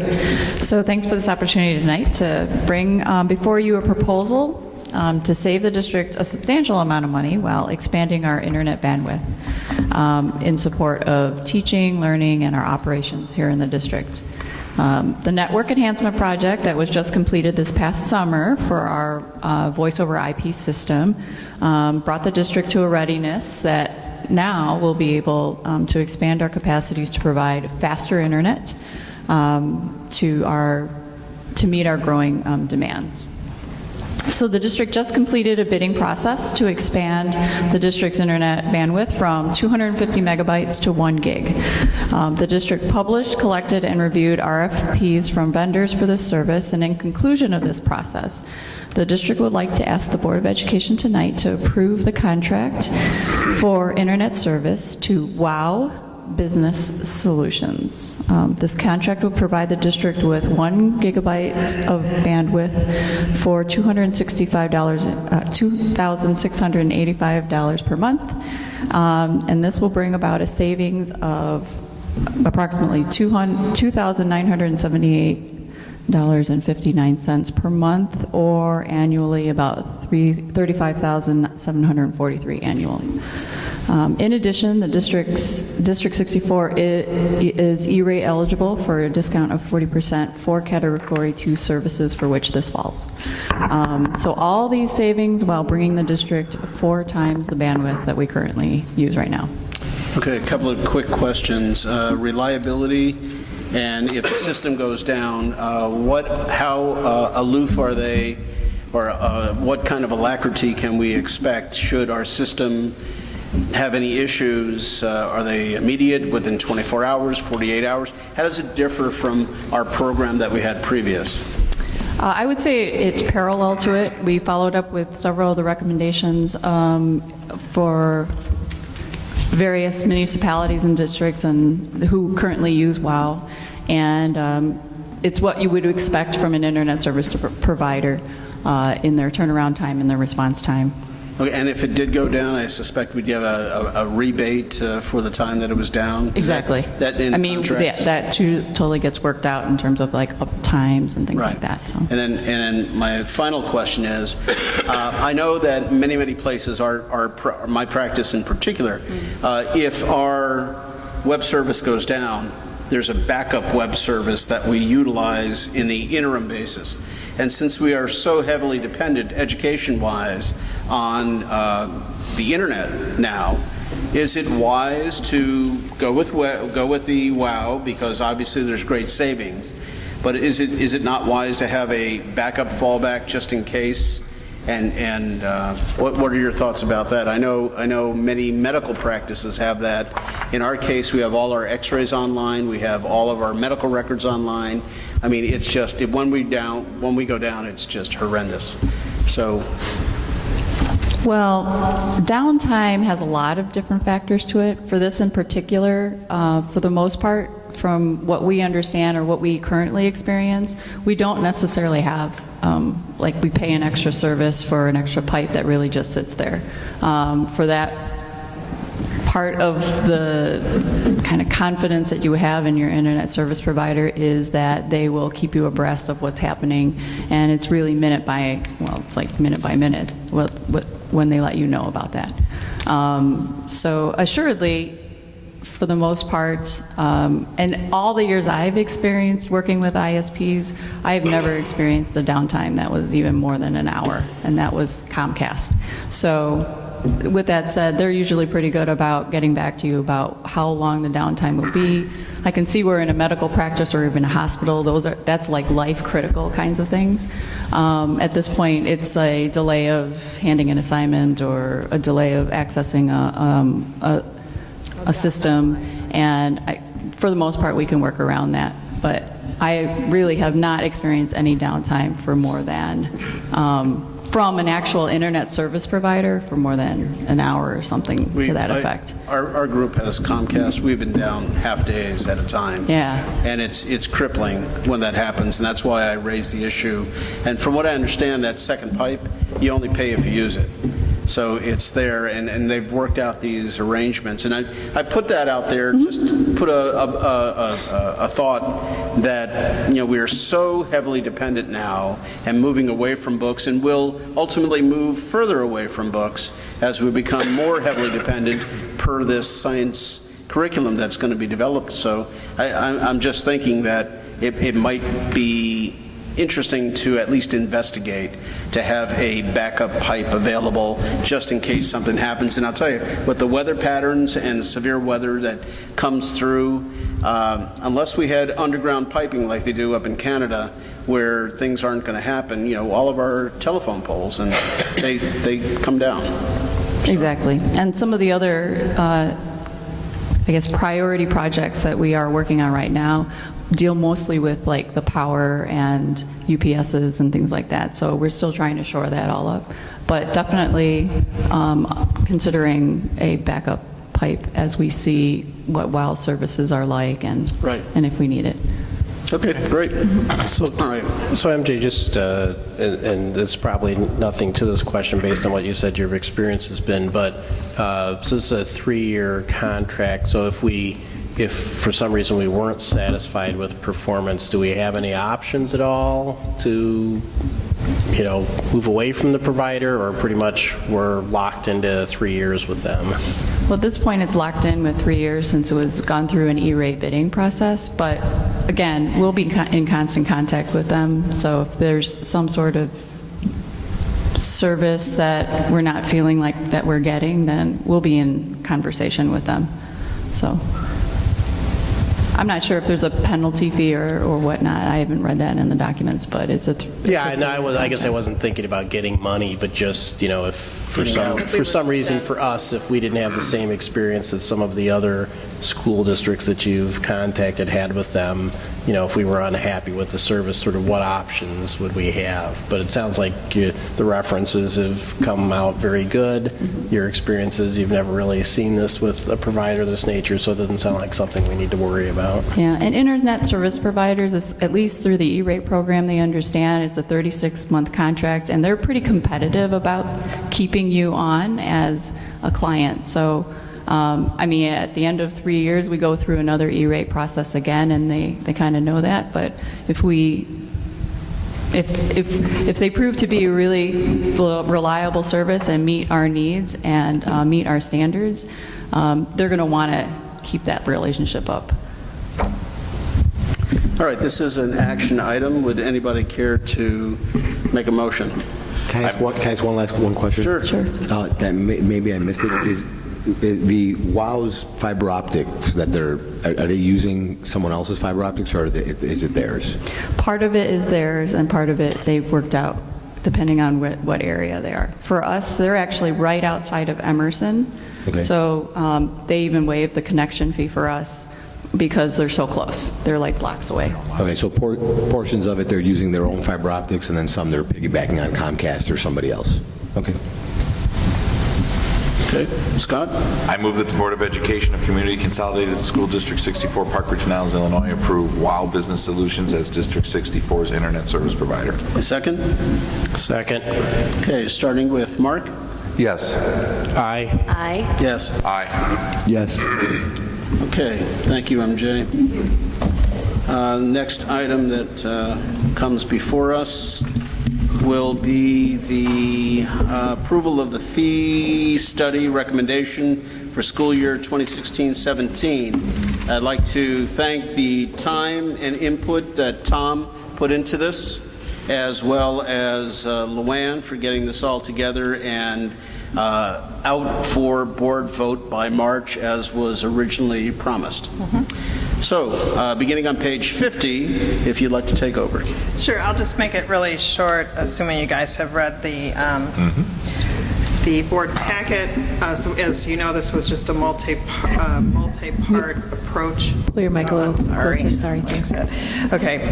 We did a multi-part approach this year, beginning back in December, talking a historical perspective, and then we brought to the board in January the discussion as far as we had pulled the fees apart, and we had gotten legal opinion from the district's attorney and presented cases to the board. On February 9th, Brian Imhoff and I met with Tom Sotos to further review the student fee breakdown that we had shared with the board in January. Prior to our meeting with Tom, Brian and I had broke the fees down by function and then separated it by elementary and middle school to arrive at a per student amount based on the number of students enrolled. Tom did have a great idea for how we could display the information that would be much more user-friendly, so I appreciate that. Brian Imhoff and Bernadette Tram worked out our flyer, which is the beautiful first sheet here for our website. And when individuals are looking at that, they can click to go into the detail information on the fees, and they've color coordinated the different functions with how it corresponds to the pie charts on the front page. By doing the analysis this year, we have ascertained that currently for elementary fees, the parents and guardians are covering 49% of the fees we're allowed to charge, and middle school level is covering about 56% percent, meaning that the taxpayers are paying 51% of elementary and 44% respectively for the middle school. Once the board approves this, we'll put it up on the website under our pay student fees page. So we're asking for approval tonight of the fees as presented so that we can get it into InfoSnap for our upcoming registration in April. Any questions? I think the presentation on this is, and the way it's laid out, is fabulous. I think it's, I think it really help answer any questions people would have, makes it very clear, very concise. I think it's, put together very well. I had nothing to do with it. The presentation, guys, honestly, is like even floored me. I mean, we had a couple of meetings, and I gave my input, but this is above and beyond what I expected. I mean, it's absolutely amazing. Yeah, I love it. I think it's absolutely outstanding. If there's any one thing I might suggest isn't in here that might be helpful, and it's only if the rest of the board thinks it is helpful, is I've always been astounded, or when people talk to me, I've always brought up the argument of, do you know the last time they changed the fees, guys? 8 years. Was a long time ago. Somewhere, and it doesn't have to be now, it might not be the worst idea to talk about some of these fees and how long it's been and how you present that. I'd leave it to you because this is way better than anything I could ever design. Yeah, it was how long has it been since 2009-10. we changed them? Because, whether that's comments at the back or, something that might be helpful to just make the case even stronger. It was right in the front of the first Remain the paragraph. It same. said student fees. Oh, I'm sorry, where remain was the that? Did same I overlook that? Oh, for 8 For years? 10 years, yeah. Oh, I'm sorry. And that's all of them? 10 years, yes. I'm sorry, okay. So piggybacking on that, I have two things. Scott, you're absolutely right, and I don't understand how we keep the fees exactly the same for 8-9 years in a row when we know costs have got to go up. So does that mean that we were overcharging 8 years ago, or that we're undercharging now? Has the changed. something can't be? Well, the percentage has changed, but I mean, you guys have pretty much held a 0% growth on a lot of your expenditures in the district also. I'm certainly not going to be one to say that you were overcharging or you were undercharging, but I will tell you, having worked in other districts, we've never done this level of, fee breakdown, and so once we figured out kind of what we were doing, then it was relatively straightforward to do. Well, that being the case, since we've got surveys going out for other areas that we're going to be talking about tonight, and by the way, this is a good job. This really is. And it was a lot. It was a lot more work than I thought it was. So I apologize for making it seem like it was going to be really, really easy. It wasn't as easy as I even thought it was going to be. Well, as much work went into this, my only concern is absolute clarity. So would it not be wise to have a survey go out to members of the district, not the whole community itself, but let's start with the members of the district, to have families look at this data and then, and provide us back with some information on how this is, so that, if we want continuous improvement, we always want to be able to provide the data. This might be a home run out of the box. That's great. There might be some interesting suggestions that come back. Well, this is going to be a web page, correct? Yes. So I wonder if one of the ways I've seen that captured in other companies, Tony, is that on that web page, there's sort of a feedback button. Oh, okay. And so what they do is they would just, if you want to provide feedback about this, or you could have a question about this or a suggestion, they could just click the button, type what they wanted to say, and it would get directly to you guys. We could probably do something like that pretty easily without a major initiative. Then you'd get the feedback when they wanted it. That would be great, but I would also at least send out an email blast to everybody, alerting them to know that this information is now available, and we appreciate their feedback on it. So, Good or bad? Well, it'll be one. Yeah, it'll be good. It's certainly better than what we had. So it's great. It is great. One thing I wanted to point out to you really quick, Tony, that I neglected to say is we pulled the lunch fees off, so we would do all the lunch fees at once when we would bring back the elementary. And the reason I pulled it off is that in talking with Arbor, the $2.70 middle school lunch is really for the National School Lunch Program, so that's what their reimbursement normally would be, and so that was set at that. If we move forward with our program at the elementary, we would look at having the lunch at the middle school be of the same quality as elementary. Okay. Now, this is a action item, so we'll take a motion to approve.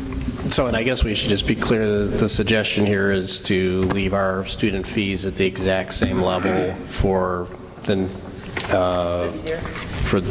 Yeah, the last paragraph, administration recommending that all student fees, including required fees, 16-17 school year remain unchanged. Right. Now, to Bob's point, though, should we not have that included in the action item? I mean, I know it says as presented, I just wanted to make sure that just kind of was evident what we were voting on. You can, but it's as presented, so it's as per the sheet. But if you want it, you can. Just to make the motion clear. Sure. Yeah. So, Bob, please. Oh, you're going to put me on the spot. Okay. You got it. You mentioned it. I move that the Board of Education of Community Consolidated School District 64, Park Ridge-Niles, Illinois, approve the 2016 student fees to remain the same as in the prior year. And as presented in the... And as presented. Yes. I second. Mark? Yes. Aye. Aye. Yes. Aye. Yes. Says the fee. You do that happy dance you said you were going to do. Okay. Anybody's seen So, next item. Dr. Heinz, if you could bring us up with a quick update on the data, survey data on the elementary lunch program. This is a hot issue for a hot lunch found on page 56. Very funny, Tony. Yeah. So I'm just going to be really quick because we really wanted to just give this information to you guys. Bernadette and I put together a survey which went out to all elementary parents and guardians, and we received over 1,000 responses back, which is an incredible amount. How many families are in our district? 4,300 kids. We have 4,300 kids, around 33,000 families. Oh, elementary, so lower than that. Total families, we have over 3,000. I don't know how many are So elementary. it's to be a third of But it's an extraordinarily high 30% of the percentage population rate. responded. Extraordinarily high. We can't get them to answer anything for 5E or things that are of critical importance. But hot lunch, boy, they came out in droves. Make sure it's organic. So you can, I hope you've had a chance. If you haven't, please look through the survey results and look through the comments. We had a little over 45% of our respondents want to buy lunch 4 days a week. So lots of different comments. 65%, right? Participation? Oh, that was 3 to in the 4 survey. days, about 65%. I have 45.5%. Yeah, it says 65 in our notes. It says 65 in the report, so I just want clarity there. And can you talk real quickly about the survey that went out, Dr. Heinz, and kind of clarify some issues that we've heard about? So the intent of the survey was really almost singular in nature. We wanted to verify if what we were hearing from our PTA, PTO presidents, who tend to have a very good pulse in terms of what's happening in the schools, because they're in the schools a lot, they're volunteering, they're just involved in every aspect of the school. We wanted to make sure that what they were reporting was in fact what the majority of interest was in terms of the larger community. So we asked, and really we were looking for participation. If we brought a hot lunch program to the schools up to 4 days a week, would you be interested? So we put out a simple survey, and we had a high response rate. We received some initial emails, as it says in the school, in your report, from a few folks, literally 2, that said, there was no zero option. So we're wondering, what we can do about that. And at that point, we checked, and we'd received over 700 survey responses. So we didn't want to negate those, but we sent out a school messenger, which went to all of your homes and every other K-5 home in the district, to say, if you because there wasn't a zero option, if you checked one day, we would lump those findings together and act as if you were not interested. So we had a truer sense of who was not interested. That said, what we really were looking for was who was interested. And did we have a higher percentage of 3- and 4-day a week, or even 2-day a weeks? Because right now, we have many families that just participate, 2 days a week. Did we have enough interest to continue to move through this process and determine what it actually will entail to bring it to the community, and then before we bring it back to you at the end of April for a vote? Thank you. So I'll clarify, it's 3 to 4 days is 65%. So how many were of the 1 day? No interest, 15%. But when the Zero or one. when it went out as 1 day. It didn't go out as 0 as 1. So the 1 day before you sent out the messenger with the 0 was 15%. I think it was it was about 11 at that point. It was 11% that said 1 day. You worried, did people just go, oh, there's no 0 day here? I'm just going to jump to the 1. Well, that's why we're just Do people just jump and say, I'm not going to do this because there's no 0? So then I look at this in 3 or 4 days, having 65% of the vote kind of negates whether there was a 0 day on the on there, for me at least, because I doubt the 65% who said 3 or 4 said, well, if there's no 0, then I'm going to go for the 3 or full 4. vote. Yeah, there you go. Right. No, my only concern is how many just left it and didn't fill out the survey because they didn't see 0 at that point. And I don't know what the answer is. It could be 5 people, it could be a lot, I don't know. But not seeing 0, some people are like, well, I didn't do it because there was no 0 option. I figured that meant no. No, but we had over 1,000 folks, so. Yeah, no, I'm saying we have a lot. I'm trying to get my head around what that number is. And it went out to every resident or every... Everyone with students in elementary school. Well, the way to answer that, Scott, is if you look at some of the other responses, the amount of responses for that question were not that far off the responses for the others. So there weren't that many that missed. Probably less than, well, if 1,000 came in, it was 1,100 something, if I remember correctly. So you're looking at maybe 10%. So, we're going to continue to go through the survey results. We had a lot of people say no because of sustainability, and and if you look at the survey, we continue to look into that and work with Arbor on that and on the cost of it, and we continue to work with our garbage hauler in terms of composting. So, we really are investigating. At the end of the day, composting is going to be probably about 4 times more expensive. But we are looking at a tray that's biodegradable and would degrade within about 2 months in a landfill. So, or that tray could be composted. So we're really trying to look at different options to help with the waste and that. So Luann, what was Go ahead, Bob. in the where you had the paragraph about sustainability, which is, I guess, page 1 of the thing you've got and page 56, I guess, in our booklet.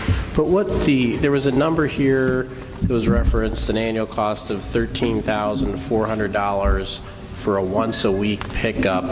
And I was just trying to, was that referencing if we did a composting thing?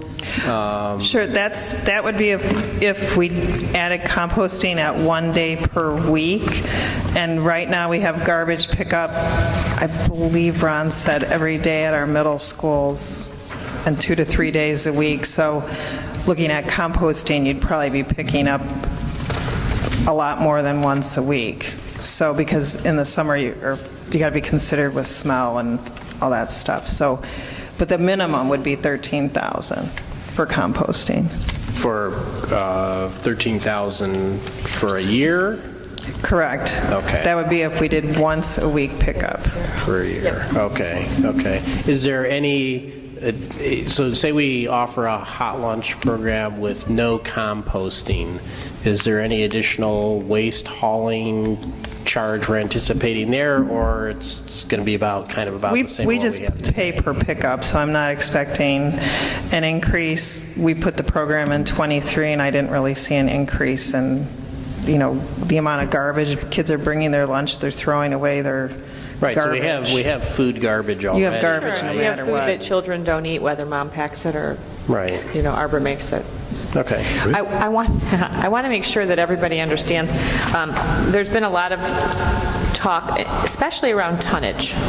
We do not pay. So when we talk about conversations to have with neighbors, that is one to be crystal clear on. Linked to this, though, Bernadette and I have started working on an FAQ sheet on hot lunch, and what we are doing is I've received a handful, and it's not a large number, but a handful of emails, and I've been responding back to the folks, thanks for your email, we're working on an FAQ to put the proper information out into the community.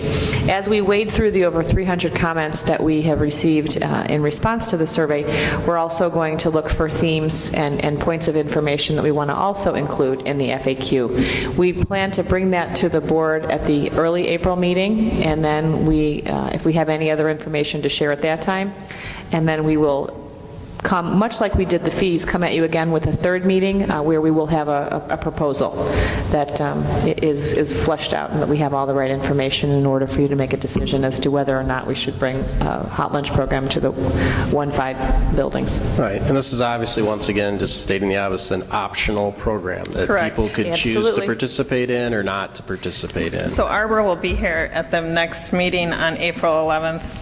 They'll be bringing some samples of some of the trays and stuff so you can kind of see Not what... food, I'm like, Vicki. she'll be bringing some food for you. Actually, I was going to ask, at some point, if we do decide to move forward with this, I read a lot of those comments. I mean, and a lot of them are, the food's not going to be of any substance, it's not going to be good, it's not going to be... I send my kids to school with bagel bites. I'm sure you're going to send them with a little bit better than that. So my question is, will there be potentially a way where maybe, we set it up at one school and parents can come one night and taste the food? What we would look at doing is probably what I've done in the past is at back-to-school nights, they have samples for the parents to try, but we also would want to do it potentially toward the end of this year, although I get nervous with kids if they eat something they're allergic to. But we definitely had planned on doing that with the parents. And then we also, if you read in there, Arbor offers programs where they can ask questions of the dietitian, and then they do test kitchens. And I don't know if Lori sent out to you guys anything yet on the test kitchen we did at the middle schools. So I think Tom is advocating for a taste of District 64. So I could tell her I personally don't want to taste it. I want the parents to have an option before they decide, I'm going to buy this lunch for my kids. I want to go and see what it is they're going to be eating. Well, and our vegetables will be fresh fruits and vegetables that the children will have a choice of. So we're not putting something on their tray that they don't want to eat. And the food is not pre-plated, so it's not going to be cold. The way it is with we Healthy have to Kids meet Kitchen all the right now. health regulations. We talked about organic. A lot of people are interested in organic. I mean, we can do some organic, but with organic, your cost is going to increase dramatically. So it's kind of weighing what we want to do. The survey results were kind of contrary to a lot of the emails I've been receiving or conversations people have had, right? So what I'm wondering, and I'm just throwing it out there, I'm not sure if I have a strong opinion one or the other. Is it worth an anonymous survey of the other constituents to hear their concerns? Like, should we survey teachers and principals and things like that? We've met with all of the principals already. I'm just wondering if it's worthwhile hearing from them and their concerns and whether they do it or not, or I just throwing it out there. Some of a couple teachers, especially at the one school that I've been communicating with, some of their questions will be addressed in the FAQs. Okay. So I think we can cover it that way, certainly. Well, and there's a lot of misinformation that was communicated to the board, so that'll be cleared up in the FAQs. We think we can cover it that way. Okay. All right, and we're going to hear more about this as this unfolds. Next couple meetings. Yep. So the next item on our agenda is Jane. Are you here? Thank you, Yes. Jane.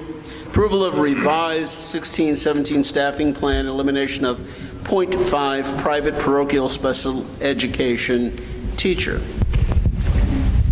So ready? It's page 81, by the way. At a previous meeting, I explained that for the private parochials, we do many different types of services. One type that's mandated is the special ed evaluations. We'll continue to do that. Another section of about $100,000 of services is mandated, and we provide speech services to all of the parochial schools that are interested, homeschool students, preschool students. I did some research. We're expending more than the $100,000 we're required. And then in addition to that, we have been providing social work services. There's a half-time social worker working in 2 of the parochial schools. They are giving me feedback that's something they highly value. They have no social workers, counselors on their staff. So I'm recommending we maintain that as we maintain those relationships with the private and parochial schools. And then in addition to that, I had mentioned to you that we have a half-time resource teacher. So you asked me to go back and do some research about what she does. When we submitted this, I had learned that she was seeing a total of 12 students. Now it's up to 14. Only as of today, the number just went from 2 to 3. So for $27,000, this employee sees 3 students who live in Park Ridge, and each one gets 30 minutes of tutoring from her. That's a lot of money for three kids to get 30-minute tutoring sessions. That's the current number, but what's been the historic average month over month for the last few years of this service? This isn't any different than typical. She's seeing between 10 and 12 students who are not Park Ridge residents. So her caseload is at about 15 students, each getting little half-hour tutoring sessions.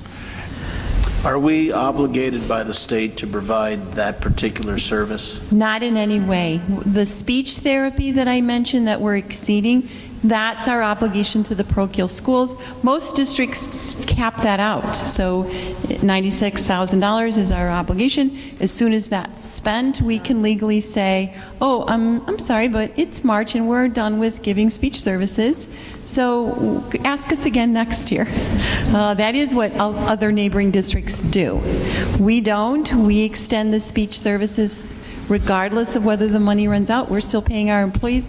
The students still get all those services, so we're exceeding in that way. We're over $100,000 over what we're obligated to, even if we cut this resource teacher. How much? How much are we over $100,000? Not counting her. It's hard because it's retirement salaries and then I'm swapping someone else. The reason why I ask is if it would be nice to know that we're taking the same bolus of money, just shifting it around. If there's a greater need for speech services, yes, and we're spending $38,000 above 100 there, yes, and we're taking the 38 here, that is not as critical, if you will. It's just a reallocation, if you ask me. Well, we're exceeding in all of it, and so I'm coming forward to say the speech services are what they highly value, and research says that speech services are so early intervention beneficial. Yes. So to give speech right when it's needed to a very young child, money so well spent. In that category, we would be between, I'm going to estimate, $20,000 to $40,000 more that we're spending than we need to spend. Then the 2 half-time social workers who are well up on the salary schedule, their combined salaries would have to exceed $100,000. That's, again, completely above our obligation. I meet with the parochial schools every year, or Vasiliki or I meet with them, and we ask every spring, in our partnership, what would you like us to prioritize with our obligation money? Their answer is continue the speech services. That's what the homeschools families tell us. That's what the parochial schools say. Number 1, send the speech therapists. So they're paid with the obligatory funds. And then next I say, well, with the gift funds, what matters? The social workers, Jane, the social workers matter. So that's why we're recommending those services continue. The resource funds they're the 3rd tier, they're not the priority, because the parochial schools have their own reading tutor type people. So we're actually adding a service they also are providing in her case. Is the service that we provide to those 3 Park Ridge students, is that service something that they can get in their own buildings? They could see some kind of a resource tutor in those two parochial schools, but also realize every time we meet with each one of those families, we say, if you chose to enroll in a Park Ridge school, then your child might get daily reading for 40 minutes. Since you're electing to stay in the parochial school, then for that period of time, you'll need to access their services. So we're offering to the Park Ridge families in this group what it would be if they move their disabled child into one of our schools, which they can even do part-time. Some families do. Yes. But these are families where we offered the bigger option if they enrolled and they chose the parochial, and we're maintaining the two highly valued services. Okay, because that was going to be my next question is, can they get those services through our district in our buildings? If they started to partially enroll, yes. There you go. Okay. Any other questions of Jane on this issue? Not hearing of any, how about a motion? I move that the Board of Education of Community Consolidated School District 64, Park Ridge-Niles, Illinois, approve the revised 2016-17 staffing plan eliminating the 0.5 private parochial special education teacher beginning 2016-17 school year. Second? Second. Starting with Mark? Yes. Aye. Aye. Yes. Aye. Aye. Okay. Did you calendar? No. We can do it if you think we have the time to. We have time. All right. Page 83, presentation of tentative calendar for 17-18. Okay, so much like we did earlier this year with the 16-17 calendar that you approved a number of months ago, the calendar committee met again to bring for your first read the 17-18 school calendar. Much like we do each time we bring a calendar before the board for approval, we give you comparisons from previous years and when institute days will be, first days of school, and in this case, how we're aligning to 207. Because if you recall, last year we surveyed our parents as we were determining how closely we wanted, if at all, to align our calendar to District 207. And some of the areas listed within this table were of high interest to our parent community, especially those that had kids in both districts. Having Institute Day, which really equates to the opening days of school, being very similar. Thanksgiving and winter recess, spring breaks being tightly aligned so families can spend family time and or vacation together, and then ending school within a reasonable time, again at the end of the year, so families can take vacations or older sibs can babysit for younger sibs and so on and so forth. So we were able to meet kind of all of those top priorities that our parent community shared with us, and what you have then is the draft of the 17-18 school calendar, which would have us having Institute Days, 2 of them again like we will have in 16-17 for the first time. The week of August 14th, you'll see teachers would come back on Tuesday, Wednesday, with students beginning on Thursday, August 17th. We have some nice chunks of teaching time in a row, so we don't have really too many choppy weeks, which is important to the educators that are on this committee. And then we'll be ending school, should we not have inclement weather days, Friday, June 1st, which is always a nice time to end school, so we're not coming back for a day or two at the beginning of another week. So we think this is a nice calendar.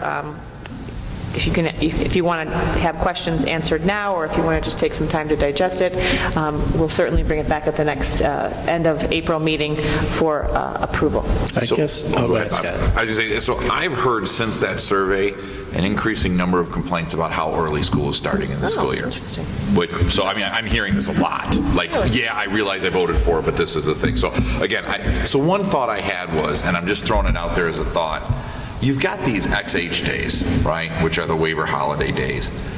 If you were to just not have the 17th and 18th of August and make those school days, and if you have bad weather, you tack it on at the end of June, you'd basically buy families a week, right? The teachers would be going on the 17th, 18th, but they'd start that next Monday in August, which would give them that more time in August, because I'm just hearing with other people's schedules and conflicts and camps and sports and this and that, people are winding up with like a week and a half of family time at the end of the year, and they're like, I'm not digging this like I thought I would. I'm hearing, and I think the survey said Christmas vacation, spring break, keep those really in line. They know the start and end are never going to line up perfectly. So I just wonder if we could explore that a little bit, where instead of those, I've heard complaints about those days where it's like, well, why are we having this day off now? I'd rather not start in August, in the middle of August. So I just wondered if we could say, maybe you move the 17th and 18th into February and March as regular calendar days. And if the weather's bad, you just tack them on at the end of June for another day or two. And, the teachers might start a day or two before, but the families would get that extra week. So I'm just throwing it out there as an idea. I think the only thing to that is if you start to have kids in high school, then if you're sending your kids to the, the main district high schools, you're going to have to be back for when they start school, and then your other kid's not going to start school for another week. And then when the other one gets out, you'll at the end of the school year, you'll still have another kid in school. So I think some of the purpose of this was to get close to that, so that families that have kids in both 207 and 64, you're kind of close in terms of when your periods are available, especially summertime. If you want to try to, people can take a vacation or something, they're kind of closer in times, whereas there'll be a wider dispersion otherwise. I appreciate your comment. I think that's the only thing I would throw out as an additional comment. You're never going to line up on those starting and ending days anyways, so moving them another day or two isn't as dramatic as just moving them off of all starting at the same time. And your spring and winter wind up being the same. I guess what might be interesting is, and I don't know if it's about the whole story, I'd be curious to know the families we have, how many have the kids in District 64? Is it 30%? Is it 20%? Is it 50? Is it 90? In both. Because I know we're really bending over backwards for that, and that's good. But if that winds up being 25% of the entire base, I'd argue moving it a day or two might be better for the whole.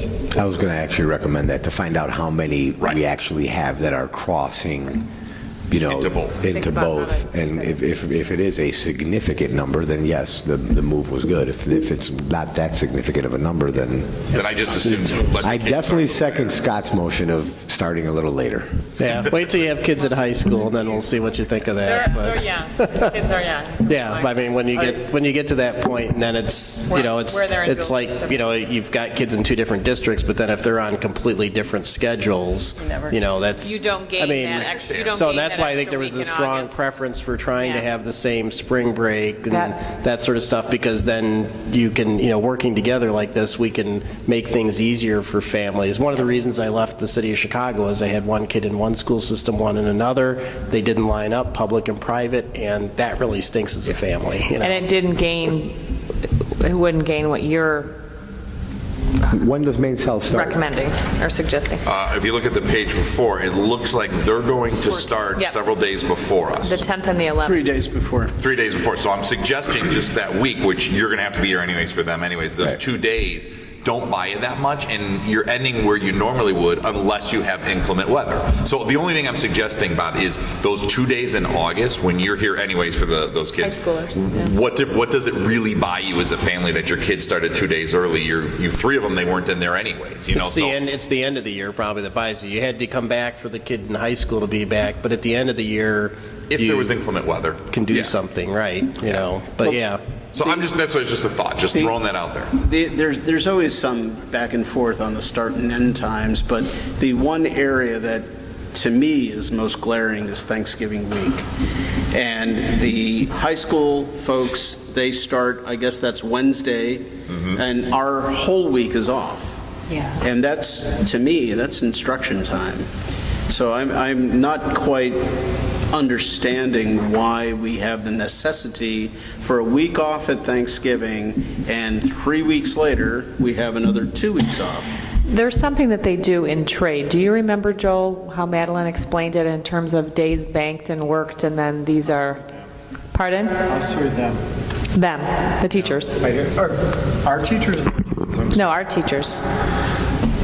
Yeah, our teachers, when they work parent-teacher conferences, they have the language in the contract that says for every, equal, you get an extra, basically if you work 4 hours at parent-teacher conferences, they get you a day. that time off. And they've just chosen over the years to put it there.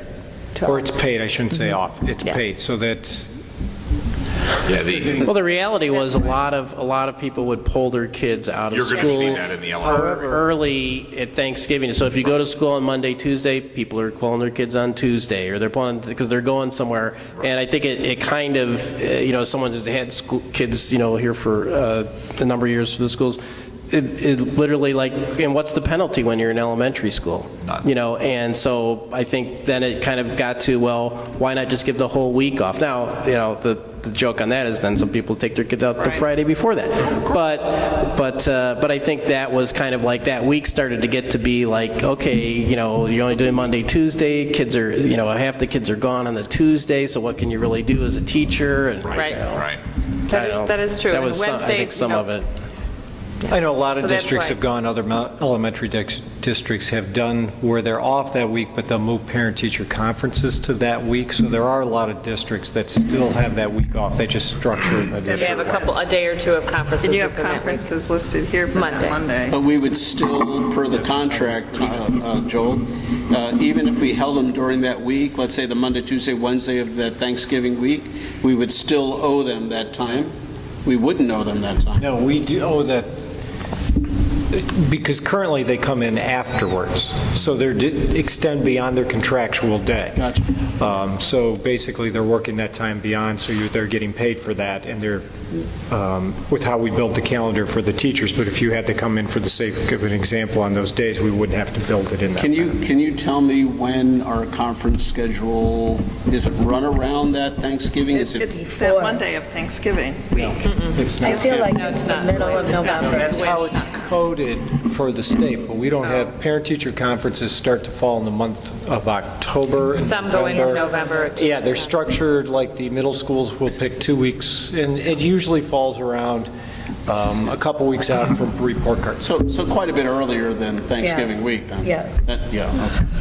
Anyway, it's just a thought for those 2 days. Everything else would stay aligned. I've just been hearing an increasing amount of it, and so I thought I'd propose it. But it'd be really, I think it would be great to know exactly how many families have kids involved. Yeah, I'll have to think about how to get that data. I don't know that we have that in our system. I'll have to have to think that through and talk to 207. And the 8th graders that leave that have a younger Yeah, sibling. but there's so many others. So you'd have But to I'll- look over the last 4 years and say, who were 8th graders then and who were their siblings in our schools, and then track See, it's not going to be an easy way to. I think all you would need to do is get the roster from 207 and then What, and the hand roster check from it? 64. Yeah.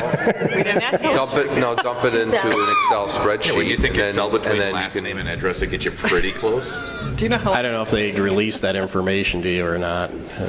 I'll see. I'm just curious if we Yeah. know the answer, because I always hear about this. I do not, but I don't have a clear understanding of how I could get it, but I can Yeah. certainly reach out to Ken Wallace at 207. I'm just wondering if anyone has a sense of what it is. Yeah. No. If I'm reading the diagram correctly, Lori, and Luann, the one that's got the calendar on it, I don't know if the end of May is right there. It's shaded like it's out of time, but I would have thought we'd be in school for that week.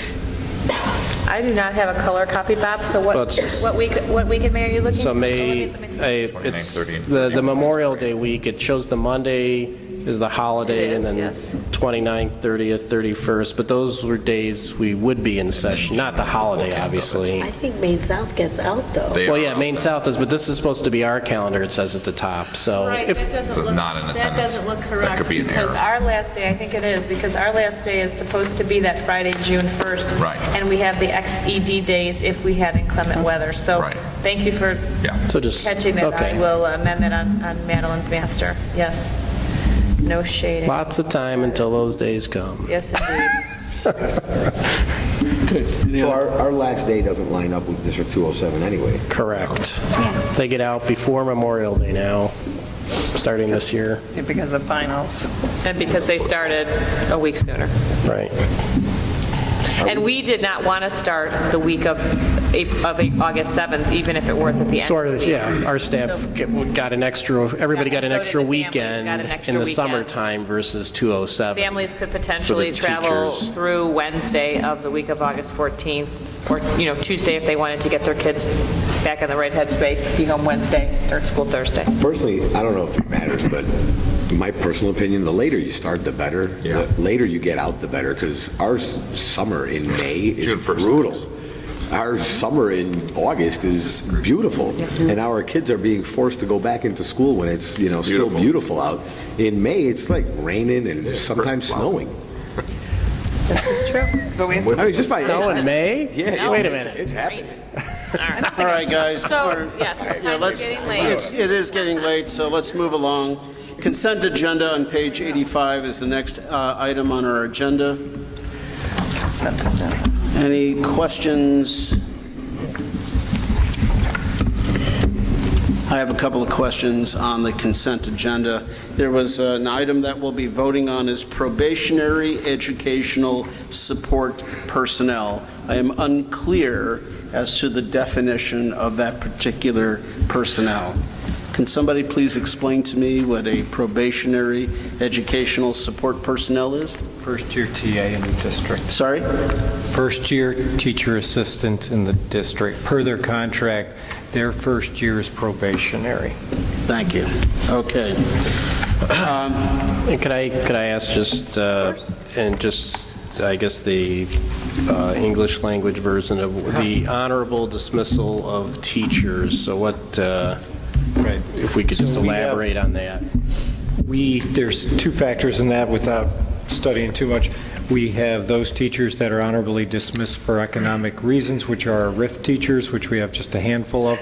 And then we have all of our part-time teachers who we honorably dismiss every year because we don't know what the percentage is and those needs. So they're honorably dismissed because they're not being dismissed because of performance. They're being dismissed on the fact that we're not sure exactly what or if we'll need them next year. If we need them, what their part-time status will be, and or whether or not we will or won't. So this is our normal operating procedure we do every year.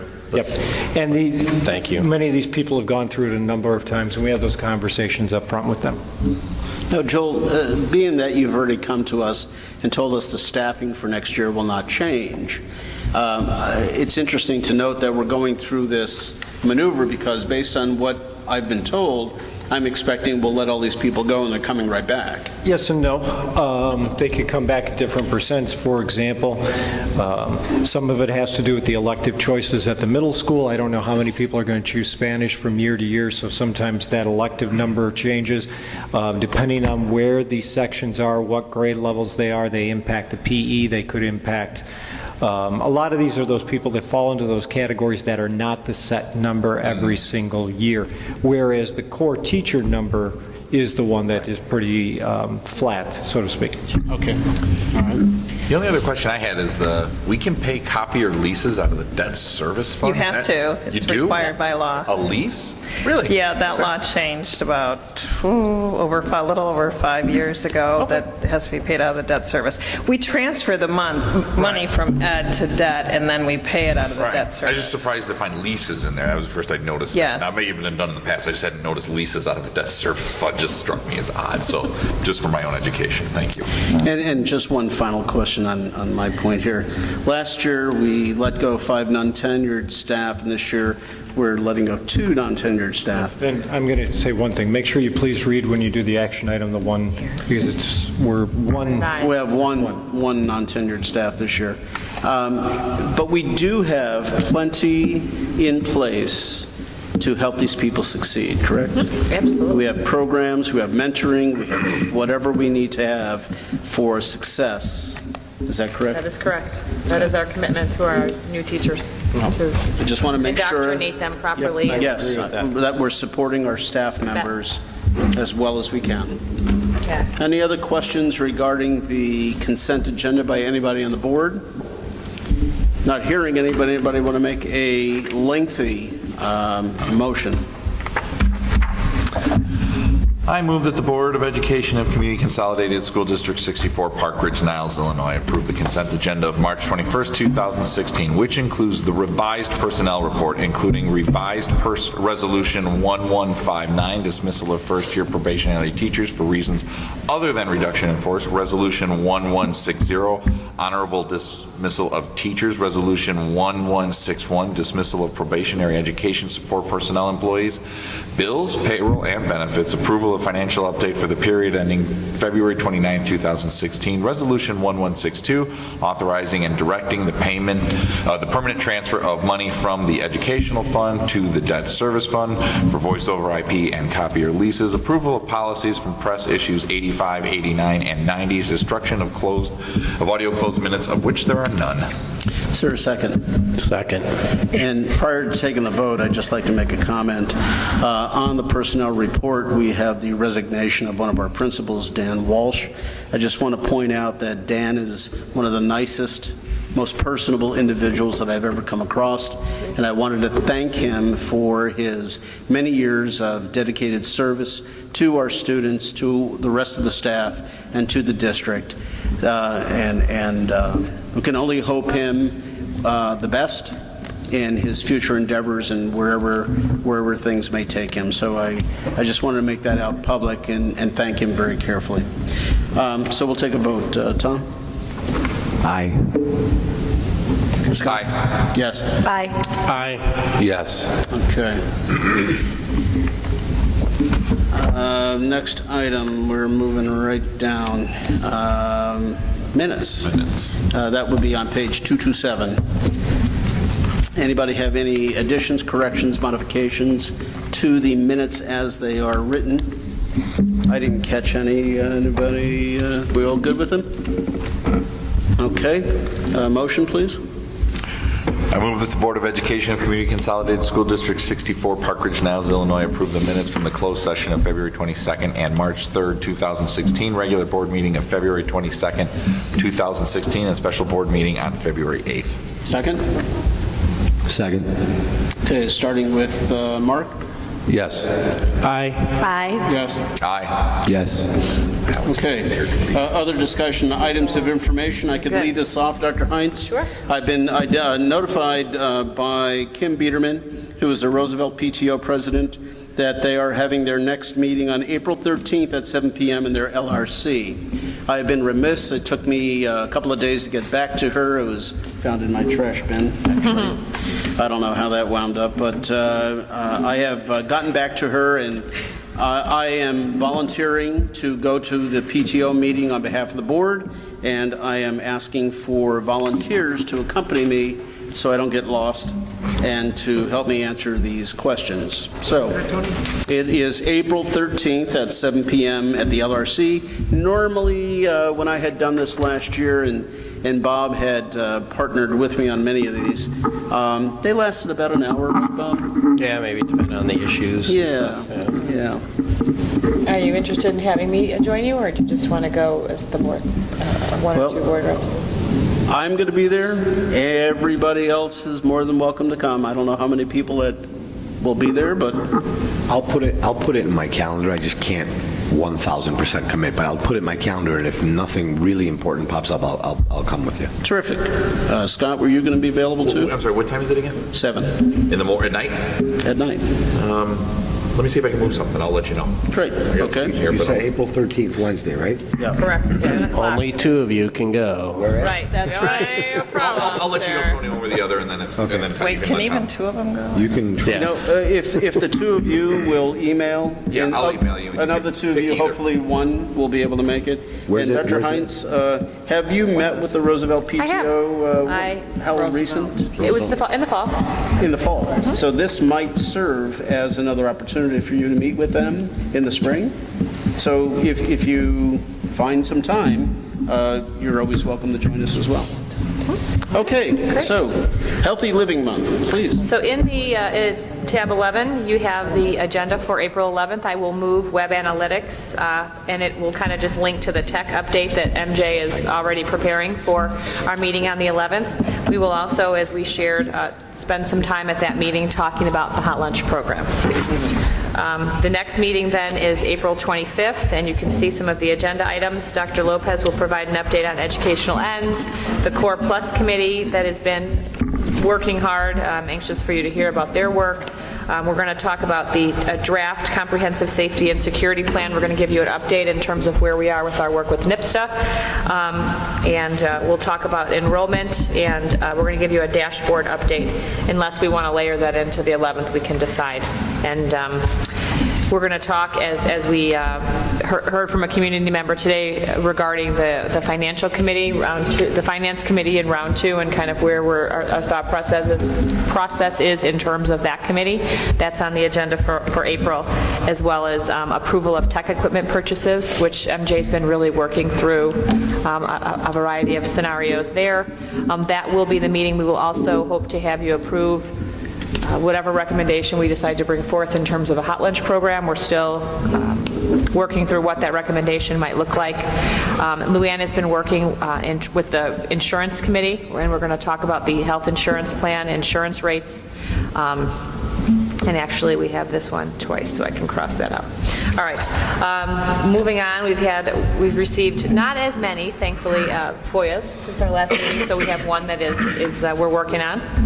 Within the package, you also have information on our annual Healthy Living Month undertakings here in district. It always happens in April. We have a different theme each week, and you can see from the memo that this year we're focusing on Health and Nutrition Week, Neat to Use Your Feet Week, Go Green Week, and Screen Free Week. So we are trying to encourage staff to participate in healthy living. It does tend to lower your experience and your need for insurance. So the insurance committee has also been talking, because this is the wellness committee work, but the insurance committee has also been talking about how we can get more people taking advantage of some of these healthy living opportunities to hopefully lower our experience in terms of insurance usage, which could potentially then lower our costs. So we need to ramp this up. Also included in the MOI has to do with our annual bike helmet safety session that will be held at Thursday, April 7th, again at Carpenter from 4 until 6:30. It's a very affordable way for families, moms, dads, and children to receive helmets that are custom fit to their head. So they really do what a helmet is supposed to do. They're worn tightly, they're worn properly to protect your head should they fall off their bike. We have been contacted by the City of Park Ridge Forestry Department to again donate 1 tree for Arbor Day. Last year we planted it at Washington. This year it will go to Field. And I think that, lastly, we have a registration update. We have a few changes to how we're going to handle kindergarten registration. We're going to do a roundup and try to streamline the experience across all of our K buildings. We have different dates staggered, but they're all happening within the same week, where parents can come in that might need assistance or just a friendly face to introduce them if they're new families or first-time kindergarten families to the district.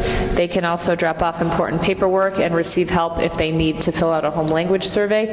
But I think the most important thing about this is the families and the students can spend an hour with their principal really learning about the school before the school year begins. I think it's a really nice addition. Additionally, we have a new process spelled out in the memo in terms of returning students, and that was per your directive in terms of how folks are going to register and get their SNAP codes. We did, and I know I said this in one of my Friday memos, we went through, took the staff through extensive training to also make sure we addressed concerns brought forth by the board that no matter how tight we try to make the policy, if we're creating human error in terms of registration, we're not going to make the kind of progress we need to in determining who really should be enrolled or not in our district. So we did a nice half-day training, and Deborah Jacobson from Hodges came and did that training for our staff. We also had our residency investigator come and was able to answer questions and really provide a lot of additional guidance in terms of what he looks for when we suspect someone is not truly living in the district as they have said they are. And then lastly, we came up with our residency deadline in terms of when kids can register and be put on a class list. We really are trying to hold that class list or team assignment until everybody has gone through their verification process. Anything else? No. Nope. One question. Luann, yes. How are we doing with payment of student fees? I can get that information for you. I don't think, don't quote me, but I want to say, Brian said we were, I don't want to be, Yeah, I need to talk to him about it and see how we're doing. Usually used to do a report that was like a He one-page did not too long summary. ago. Yeah. Didn't he a few months ago? I thought we did. I thought so too. I don't recall seeing it for a bit. I can get that information and we can put it in Lori's Friday memo. That'd be great. That'd be great. Any other questions, concerns, opinions? Not hearing any, do I have a motion to adjourn? So moved. Second? Second. All in favor? Aye. Aye. Any opposed? Does anyone ever oppose? Yes. Yes. Tom has. Before we go, I just want to thank everybody for their input tonight. I think it was a healthy discussion. We got a lot of stuff out. Again, I just want to thank everybody for that. So, and we're all done. Thank you.